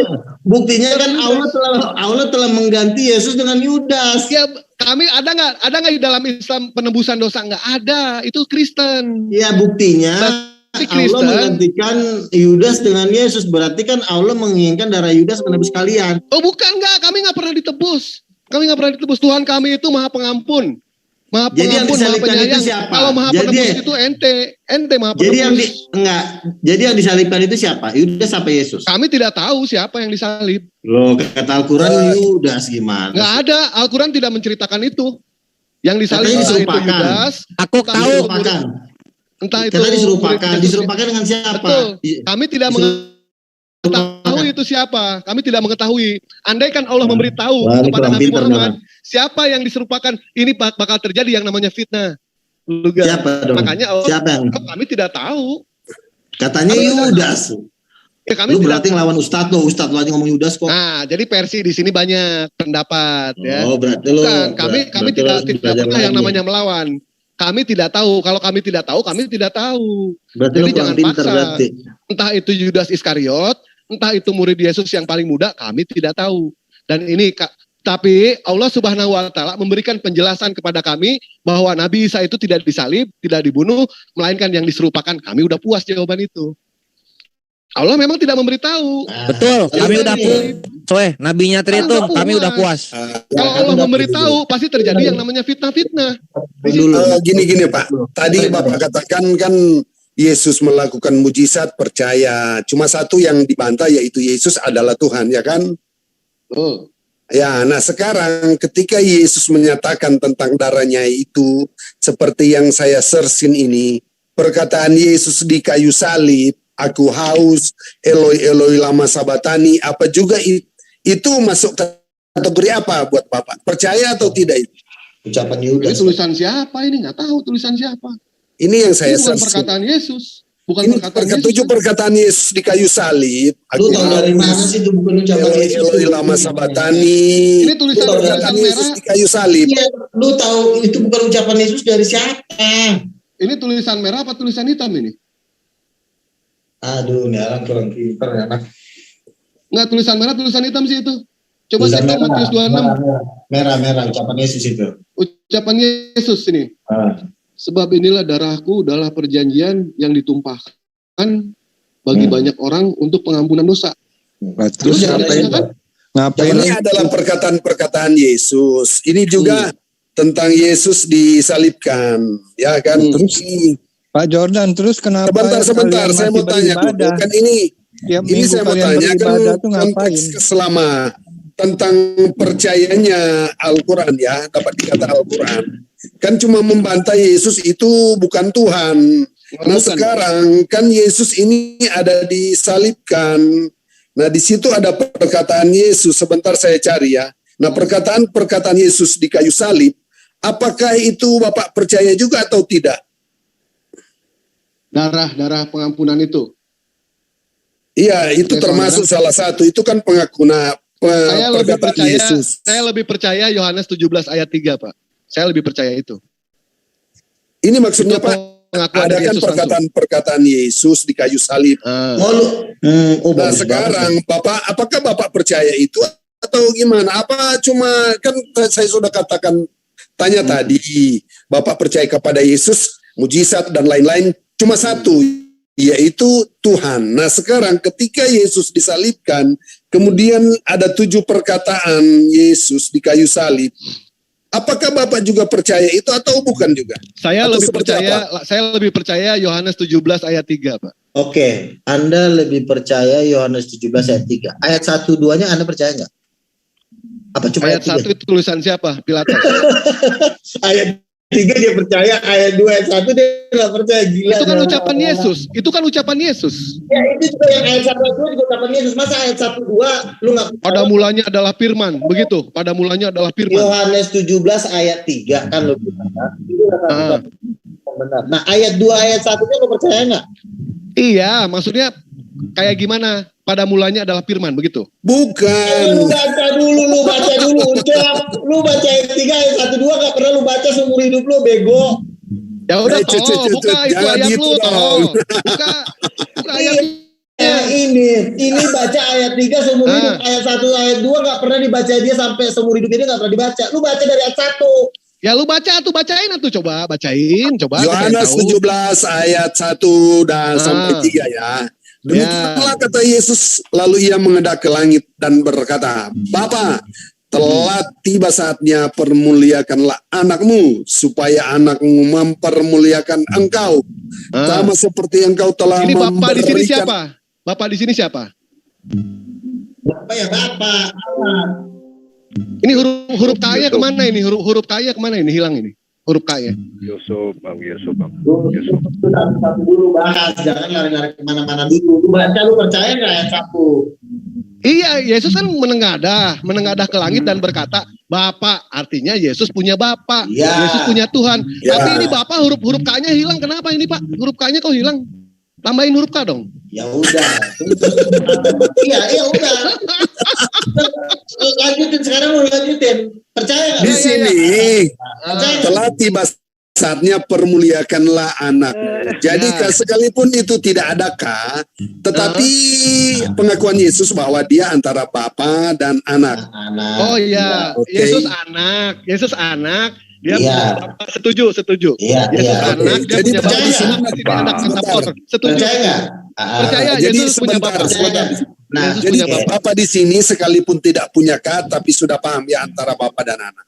Berarti antara anak dengan Bapa itu dua oknum yang berbeda, setuju nggak? Iya, betul. Setuju ya? Bapaknya siapa? Bapaknya siapa? Berarti Bapaknya Allah. Nah, kenapa ini Bapak huruf K-nya hilang ini? Tadi udah dijawab itu. Tadi kan udah dijawab. Itu nggak perlu dibahas kali. Coba di KBBI bisa tampilkan nggak father, bahasa Indonesianya apa itu? Father. Ayah. Bapak. Iya Bapak, iya kan itu kan father bahasa Inggrisnya. Tulisan Bapak gimana? Ya udah lu tambahin juga nggak apa-apa. Lu tambahin juga nggak apa-apa dah. Intinya maksudnya gini. Sekarang lu kalau kejepit jangan kabur. Nggak, gua nggak kabur.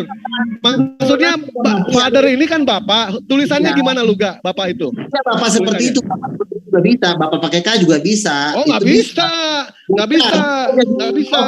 Makanya benerin dulu lah. Dengerin dulu. Kita lagi nggak bahas itu. Kan di situ dikatakan Bapa mempermuliakan anak. Berarti sambung lagi ke ayat ketiga. Berarti anak Yesus itu sebagai anak dong, bukan sebagai nabi dong. Bukan sebagai Bapa juga kan? Iya kan di ayat 1 kan Yesus kan sebagai anak. Kenapa kok di ayat 3 lu rubah jadi nabi anaknya? Kenapa? Iya, nah sekarang kenapa Yesus di situ anak, kenapa dijadikan Bapak juga gitu? Kenapa dijadikan Tuhan juga? Kan Yesus jelas punya Bapak. Ini satu pengakuan atau hubungan antara anak dan Bapa. Jadi kalau Bapa di situ tidak memiliki K, itu diperjelas dengan anak di situ. Jadi hubungan Bapa yang tidak memiliki K di situ berarti ada hubungan antara anak dan Bapa. Antara anak dengan Bapa itu hubungan betul. Sementara Yesus di situ punya Bapa. Betul tidak? Nah, sekarang di sini kenapa dengerin dulu. Iya, di sini Bapak tidak pakai K. Ini kenapa anak pakai K di sini? Di sini anak. Itu nama wanita, panggilan wanita. Makanya benerin dulu KBBI-nya itu. Benerin dulu. Iya kan. Supaya tidak rancu. Di situ kan anak kan. Bapak dengan anak, kan di situ anak kan, bukan nabi kan? Anak atau nabi sih tulisannya? Anak atau nabi? Nah, kenapa pas kenapa di ayat 3 tiba-tiba lu rubah jadi nabi? Kenapa? Lah, lu yang mesti jawab waktu itu kan Bibel lu, kitab lu. Kan lo yang kan tadi lo bilang gue cuma percaya Yohanes 17 ayat 3. Yohanes 17 ayat 3 Allah mengutus Yesus yang kau utus. Nah, betul. Berarti kan Yesus yang kau diutus ini kan diutuskan sebagai anak dong berdasarkan ayat pertama. Kenapa lo? Berarti utusan. Iya, utusan sebagai anak atau nabi? Sebagai nabi kalau dalam Islam. Loh, kenapa sih nabi? Ayat 1 anak berubah lagi. Anak. Maka kan di ayat 1 kan anak. Sekarang kenapa jadi nabi di ayat 3? Padahal itu jaraknya cuma 1 senti. Itu setengah senti itu jarak ayatnya. Berarti Yesus anak. Berarti Yesus kan di sini anak. Yesus berarti punya Bapak. Betul tidak, Luga? Betul. Antara anak dengan Bapak sama nggak itu, Luga? Beda. Nah, Yesus itu anaknya statusnya anak apa, Luga? Menurut Bapak di sini? Anak sebagai firman, roh. Firman. Anak nggak ada status anak itu firman, nggak ada. Coba cari. Anak yang diberi kuasa. Diberi kuasa, berarti Bapak sudah tidak berkuasa. Udah, Bapak pensiun berarti kan? Berarti iya, setidaknya gini loh. Setidaknya gini, kenapa di situ tulisan anak tiba-tiba lu rubah jadi nabi? Apapun penafsirannya jangan lu rubah. Ya udah nggak rubah lah, anak lah, ya anak. Kalau misalkan anak bisa dikatakan sebagai Tuhan, sebagai Bapak, kalau misalkan ibunya bisa nggak dikatakan sebagai Gini Tuhan? aja lah dulu, mau sebagai Tuhan, mau sebagai apapun, setidaknya lo menceritakan Yesus sesuai dengan apa yang tertulis. Jangan lo rubah-rubah, ntar lo digetok sama Gabriel. Ya gue getok lagi. Gabriel menurut Kristen gue getok lagi lah, ngapain gue takut? Jangan bisa lo digetok Gabriel, ntar lo dilempar ke lautan api. Gue lempar lagi lo, bareng sama ente. Gitu. Jadi gini, jangan di situ. apa yang di situ tertulis, lu nggak usah keganjangan rubah-rubah jadi nabi. Ayat 2 saya baca. Sama seperti engkau telah memberikan kepadanya kuasa atas segala yang hidup. Parah lagi, ngeri banget itu. Memberikan demikian kuasa. pula ia akan memberikan hidup yang kekal kepada semua orang yang telah engkau berikan kepadanya. Nah, jadi si dewa ini beraninya cuma baca ayat 3. Kalau dia berani, dengar dulu. Itu kan sudah jelas. Yesus anak, tapi Yesus punya bapak. Dengerin dulu. Kan begitu. Iya, diam dulu. Kenapa lo selalu membaca ayat 3 ini kepada umat muslim, tapi ayat 1-2 ngebaca aja lo takut? Kenapa? Takut, sok. Itu lagi ayat 1. Besok lu baca ya. Nggak usah lu tafsir, lu baca aja. Lu baca itu di depan muslim, murtad seluruh Indonesia. Setelah Bapak, huruf K-nya hilang ya. Telah tiba saatnya permuliakan anakmu. Nah, Yesus berarti kan anak. Berarti kan Yesus posisinya anak. Yesus punya bapak. Bapaknya Yesus namanya siapa? Bapaknya Yesus. Nggak usah lu nggak usah artiin. Lu baca aja, lu baik-baik adem. Lu bacain ayat 1 supaya anakmu mempermuliakan kau. Berarti Yesus minta dimuliakan. Betul tidak? Minta dimuliakan sama Bapak. Nggak usah lu jelas. Sama seperti engkau telah memberikan kepadanya kuasa atas segala yang hidup. Demikian pula ia memberikan hidup yang kekal kepada semua yang telah engkau berikan kepadanya. Betul. Terus kuasa atas segala yang hidup. Nomor tiganya, inilah hidup yang kekal. Yaitu bahwa mereka mengenal engkau satu-satunya Allah yang benar. Kalau dikatakan satu-satunya, apakah ada entitas yang lain? Oke. Terus apakah bisa membelah diri? Iya, terus dia penjelasan. Lanjut. Lu nanya sama gue, baca aja. Lu nggak usah nanya mengenal Yesus Kristus yang telah engkau utus. Emang utusan. Yesus utusan. Begitu caranya. Utusan itu penjelasan ayat 1 sama 2. Begitu. Jangan ayat 3 penjelasannya lu baca jadi nabi. Betul, diakui. Kan tadi udah mengakui gua. Yesus anak. Yesus punya bapak, huruf K-nya hilang. Ya, jadi kan? Mulai besok begini itu dua entitas yang berbeda. Antara Yesus dengan Bapa itu punya hubungan, diakui, iya betul. Nah, apakah hidup yang kekal ini menuhankan 3 Tuhan? Tidak, ternyata ini satu-satunya Allah. Gini bukan aja. Tiga-tiganya Allah, bukan. Begini aja, lu capek ngejelasin itu. Lu bacain aja, nggak usah lu tafsirin. Lu bacain tiap hari di depan orang Islam. Gue yakin 270 muslim ini murtad semua. Nggak ada yang murtad, malah yang ada itu mereka pada mualaf semua. Makanya lu bacain, makanya mulai besok kalau lu mau baca ayat 3, ayat 1, ayat 2 lu tampilin. Udah dibaca ya. Alhamdulillah pengertiannya itu sama. Bacain aja terus sampai lu sekarang tunggu. Di sini kan dikatakan bahwa Allah satu-satunya Allah yang benar. Kan di dalam kalimat selanjutnya, dan mengenal engkau Yesus Kristus yang telah engkau utus. Baik, stop, pahami di situ. Apa itu maknanya? Ya, Yesus sebagai utusan. Utusan berarti ada pesan-pesan yang diberikan oleh Bapa kepada utusan itu. Betul. Sekarang utusan itu memberikan ajaran-ajaran. Misalnya dia mau melakukan kehendak Bapa. Jangan makan babi, ya kehendak Bapa, betul. Kehendak Bapak itu apa, Pak? Kehendak Bapak K-nya hilang ya. Kehendak Bapak di situ. Ya, inilah penyesat namanya. Kehendak Bapak di situ menuhankan Allah satu-satunya. Bukan menuhankan 3 oknum. Bukan. Dulu, ini. Oke, kalau yang itu silakan Bapak katakanlah unggul. Tapi ini Pak, saya mau katakan ini kehendak Bapak. Bagaimana Bapak mau lakukan itu atau enggak? Ini kan kehendak Bapa. Mau dia ya kan, saya mau karena dia mau melakukan itu. Ya apa kehendak Bapa? Apa contohnya apa? Ya, saya mau baca ya. Sebentar ya. Baca Pak. Direndam di air. Nah ini loh.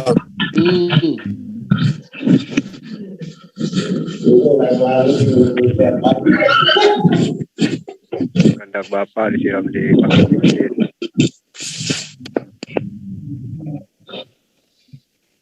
Oh ya salah ini nih. Ini kehendak Bapa ini.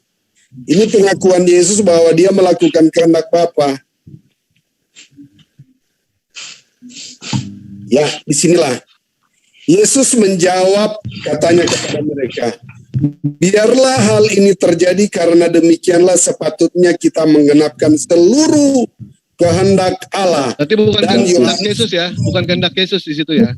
Dia kehendak Bapa kan di situ. Berarti Yesus punya Bapa. Ya, nah kehendak Bapa itu kan harus dilakukan oleh Yesus karena dia sebagai utusan. Jadi kan sebagai utusan harus melakukan apa yang diperintahkan oleh Bapa. Nah, Bapa itu memerintahkan di dalam ayat ini apa? Baptis. Ya, nanti Pak Luga yang nanti baptis Pak Suma ya, tolong ya. Iya. Karena ini kehendak Bapa. Tapi mereka tiba-tiba nggak mau lagi melakukan. Apa? Baptis, dibaptis bukan? Iya, dibaptis. Oh, dibaptis. Kalau misalkan nanti Dewa dibaptis, nama Dewa apa Pak? Jadi nama baptisnya apa Pak? Paulus. Kalau Yesus, ketika Yesus dibaptis, nama baptisnya siapa Yesus? Itu perlu karena dia nggak ada pengaruh apa. Biar aja. Loh, Yesus itu udah Gabriel, Lucok, nggak perlu diganti lagi orang dia suci. Oh gitu. Berarti ajaran siapa itu Pak? Ajaran siapa? Dibaptis harus ada nama baptis. Ini ajaran Bapa. Kan di sini ajaran Bapa. Nah, makanya saya tanya, ketika Yesus dibaptis, nama baptis Yesus siapa? Tetapi Yesus kan bukan soal nama. Tetangga saya Pak, ada namanya Ujang Bendol Pak. Ujang Bendol. Dia dibaptis Pak, begitu dibaptis namanya jadi Moses Abraham. Oh keren itu. Yang tadinya dia lahir di dukun beranak, namanya diganti jadi di bidan itu lahirnya. Luar biasa itu namanya. Pak, tentang baptisan itu tidak berpengaruh pada soal nama. Entah dia mau pakai nama baru atau nama lama, yang penting sudah Pak. Dibaptis Pak. Ya berarti singkirkan. Kalau kami umat Muslim, alhamdulillah kami diperintahkan untuk dibaptis juga wudu Pak. Kami wudu. Dalam satu hari itu 5 kali wudu Pak. Wudu. Sebentar Pak. Itu kata apa nama? Tolong apa itu? Ada ayatnya Pak itu? Wudu. Iya. Ada dalilnya Pak. Silakan saya mau keluar sersin ini. Boleh Bapak tampilkan supaya kami juga dapat pencerahan, ya kan? Oh gitu. Tapi Baptis, tadi udah dijawab semua ya. Al-Quran. Ternyata harus diakui dulu ya. Yesus ternyata ada seorang anak dan Yesus punya Bapa. Setuju ya? Iya, kan sekarang ketika Yesus dia sebagai anak, berarti Yesus dia harus utusan melakukan dan ada sang pengutus. Ada sang pengutus. Setuju ya? Iya, Bapak kan yang antara sang pengutus dengan Yesus, dengan yang diutus sama nggak oknumnya Pak? Beda, udah dibilang beda dari tadi. Oh beda, jelas ya. Berarti Yesus tidak bisa menjadi Tuhan karena Yesus adalah utusan. Sama dengan Nabi Musa alaihissalam, sama dengan Nabi Nuh, sama dengan Nabi Adam alaihissalam, sama dengan para nabi, utusan. Oke, sekarang tentang utusan yang memberikan perintah.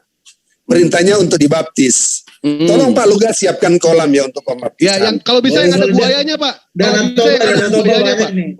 Kalau bisa yang ada buayanya, saya mau dibaptis yang ada buayanya Pak. Kemarin si Andre saya baptis di Danau Toba. Ini teman-teman misalkan namanya ya. Kalau misalkan gitu kehendak Bapak, jangan makan babi.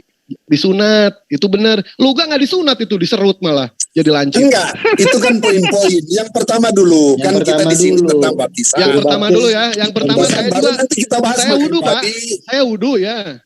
Bapak makan babi nggak Pak? Tolong dulu ini wudu yang mana ini Pak? Arti wudu itu apa? Pak. Di hadis, adanya di hadis penjelasannya. Coba ya, saya boleh. Ada yang bisa sharekan nggak? Di dakwah ya. Ada yang bisa nggak? Di mana saya search ini. Teman-teman, mohon maaf, saya cabut dulu ya. Ntar dulu dong, Nabi. Nabi, ntar dulu ini Nabi. Gimana Nabi? Yang cabut aja. Ntar dulu. Saya lagi ada acara nih, saya lagi ada keperluan ya. Di sama Bapak dulu ya. Kores. Enggak, dia mau karena dia siapin kolam baptisan. Siapin kolam yang ada buayanya ya, yang ada buayanya. Tadi si Juma tadi sudah mau jadi domba saya. Jadi ini tinggal satu lagi di si Dewa, dua domba nih. Oh, puji Tuhan. Puji Tuhan, iya. Ya, puji Tuhan, halilintar. Ya. Kores, Bang Kores. Bang Kores masuk abangku. Nah itu bisa nggak wudhu? Dewa nggak bisa share screen. Iya, wudhu itu ada di ini. Sebentar. Ya wudhunya pakai air Pak. Kalau di Kristen kan ada pakai api, ngeri juga itu. Sebentar dulu. Ini kita bahas dulu tentang baptis ini ya. Karena ini kan perintah. Ya perintah. Di mana Pak? Hadis. Ya. Saya mau nanya nama bapaknya Yesus dulu. Udah gitu siapa nama baptis Yesus? Pengen tahu. Di sini kan posisinya tadi banyak ditanya. Jadi sekarang mau tanya dulu tentang pemahaman baptisan menurut kaum Islam atau Al-Quran. Wudhu. Al-Baqarah ayat 138. Al-Baqarah itu nomor berapa ya? 2. Nomor 2. Al-Baqarah 102. 138. 138. Aduh, jauh.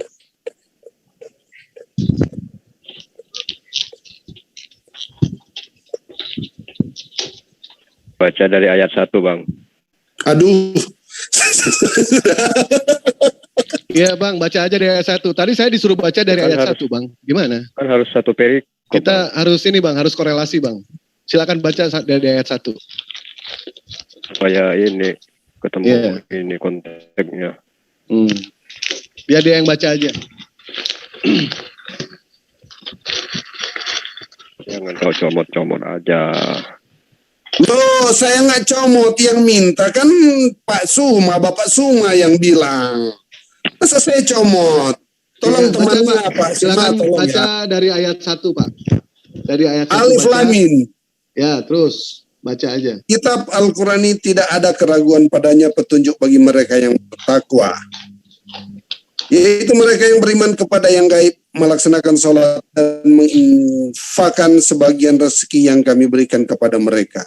Aduh Pak, poinnya aja banyak ini tentang apa itu. Nah, kami kalau misalkan suruh baca Bible, jangan baca lah, tadi saya Bible saya yang baca Pak. Giliran menguntungkan aja satu ayat, tidak menguntungkan satu perikop. Satu perikop tidak menguntungkan Kejadian sampai Wahyu. Enggak, tadi waktu Yohanes 17 saya yang baca Pak. Iya, makanya saya minta ayat 3, Bapak kan dari ayat 1. Iya, itu sama seperti itu dari ayat 1. Saya yang baca. Iya, dari saya ayat 1. baca, Ya, silakan baca lagi. Aduh, walazina yuminu. Nggak usah Arabnya Pak, nggak usah Arabnya. Apa? Nggak usah Arabnya. Terjemahannya aja. Dan mereka beriman kepada Al-Quran yang diturunkan kepadamu, kitab yang telah diturunkan sebelum engkau, dan mereka yakin. Ini Pak, dan mereka yang beriman kepada Al-Quran yang diturunkan kepadamu dan kitab-kitab yang telah diturunkan sebelum engkau, dan mereka yakin akannya akhirat. Itu kitab-kitab yang sebelum itu apa itu? Zabur, Taurat, Injil. Hanya 3 itu Pak? Ya. Oke. Mereka lah yang mendapat petunjuk dari Tuhan, dan mereka itulah orang-orang yang beruntung. Wah, benar juga ini Injil dan Taurat Pak, dengan Zabur Pak. Iya, bukan PB. Iya, tapi Bible mah bukan Pak, sayangnya Pak itu. Bible lah, itu kan di dalam, itu kan namanya sebuah kumpulan antara Taurat dan Injil. Biblos. Itu namanya buang aja kata Bible itu, tetapi isinya kan dari isinya berantakan. Isinya berantakan. Isinya berantakan gimana? Iya, tadi kan Bapak sudah mengakui Yesus utusan. Ya sudah. Iya, utusan, tetapi pembawa utusan itu harus dilihat utusannya sebagai apa, dan pesan-pesan yang diutus Bapak kepada Yesus itu yang dikatakan oleh Yesus, Pak. Iya, betul. Memang Yesus diberikan pesan sama Bapak. Betul. Yesus punya Bapa. Huruf K-nya hilang. Kalau misalnya Yesus mengatakan bahwa baptisan itu adalah kehendak Bapa, berarti Muhammad juga dibaptis waktu itu, Pak. Oh tidak, Pak. Jangan bawa-bawa Nabi Muhammad. Syariat Nabi ini Muhammad kan itu masalahnya berbeda, ini Pak. kehendak Bapa. Enggak, berbeda. Yohanes tidak pernah dibaptis, malah Yesus yang dibaptis. Gimana Yohanes siapa yang tidak dibaptis? Itu Yohanes Pembaptis. Ya memang dia tidak tertulis, tapi mereka itu memiliki ajaran tentang baptisan. Iya, kok jadi Tuhannya yang dibaptis gitu? Yohanesnya kan malah dia tidak. melakukan, kan dia diutus untuk melakukan. Iya, berarti kan itu salah kalau begitu, masa Tuhan dibaptis. Gimana ceritanya ini? Ya, baca lagi, Pak. Silakan, Pak. Dia kan sebagai apa? Sebagai apa? Melakukan kehendak Bapa. Jangan dulu kita lihat entah dia sebagai Bapa. Tuhan atau sebagai manusia, tapi dia harus taat kepada. Iya, betul. Betul, semua nabi juga begitu. Iya, Bapa, makanya taat kepada Tuhan. Berarti betul. Nabi Muhammad juga dibaptis sama pengikut-pengikut. Tidak ada, jangan bawa Nabi Muhammad di sini, jangan bawa Nabi Muhammad. Itu kan ajarannya itu. Syariat kami itu berbeda. Percaya. Syariat kami percaya. Syariat kami itu syariat yang diberikan oleh Allah di dalam Al-Quran dan hadis. Syariat kami seperti itu. Kami hanya mengimani aja bahwa Nabi Isa alaihissalam adalah salah satu utusan Allah. Berarti baptisan nggak ada ya di dalam Al-Quran. Wudu, adanya wudu. Nah ini mana wudunya ini baca ini aja dari ayat 1 terus enggak. Suruh baca dari ayat 7 tadi sampai 138. Ayat 7. Kota Mala. Terjemahannya aja. Terjemahannya. Yang mana? Allah telah mengunci hati mereka dan pengeran mereka, penglihatan mereka telah tertutup dan mereka akan mendapat asap yang berat. Aduh Pak, lama ini saya mau baca ini. Saya juga begitu. Dan di antara manusia ada yang berkata kami beriman kepada Allah dan hari akhir, padahal sesungguhnya mereka itu bukanlah orang-orang yang beriman. Siapa itu yang beriman dan tidak beriman itu? Ente tidak beriman, kami beriman. Udah simpel. Terusin. Mereka menipu Allah dan orang yang beriman, padahal mereka hanyalah menipu diri sendiri tanpa mereka sadari. Itu penipu mereka ya. Ya. Udah, terus. Dalam hati mereka ada penyakit, lalu Allah menambah penyakitnya itu dan mereka mendapat asap yang pedih karena mereka berdusta. Dan apabila dikatakan kepada mereka janganlah berbuat kerusakan di bumi, mereka menjawab sesungguhnya kami justru orang-orang yang melakukan. Gantian, sudah capek saya. Terusin dong, gimana sih? Sudah capek ini. Oh, sudah capek. Berarti nggak bisa. Mana ayatnya itu? Langsung aja ke poin. Ini kan 138 masih terus Pak. Baca 138. Satu peri. Langsung aja Pak. Terlalu lama kita ini membaca ini. Terlalu lama. Iya. Kalau kami umat muslim berapa kali ya ketika kami menyodorkan ayat yang benar-benar merugikan, baca satu perikop. Setelah dibaca satu perikop, baca dari Kejadian sampai Wahyu. Ini perikopnya terlalu panjang ini. Terlalu panjang. Kita satu perikop, satu cerita. Ini sudah beberapa cerita ini Pak.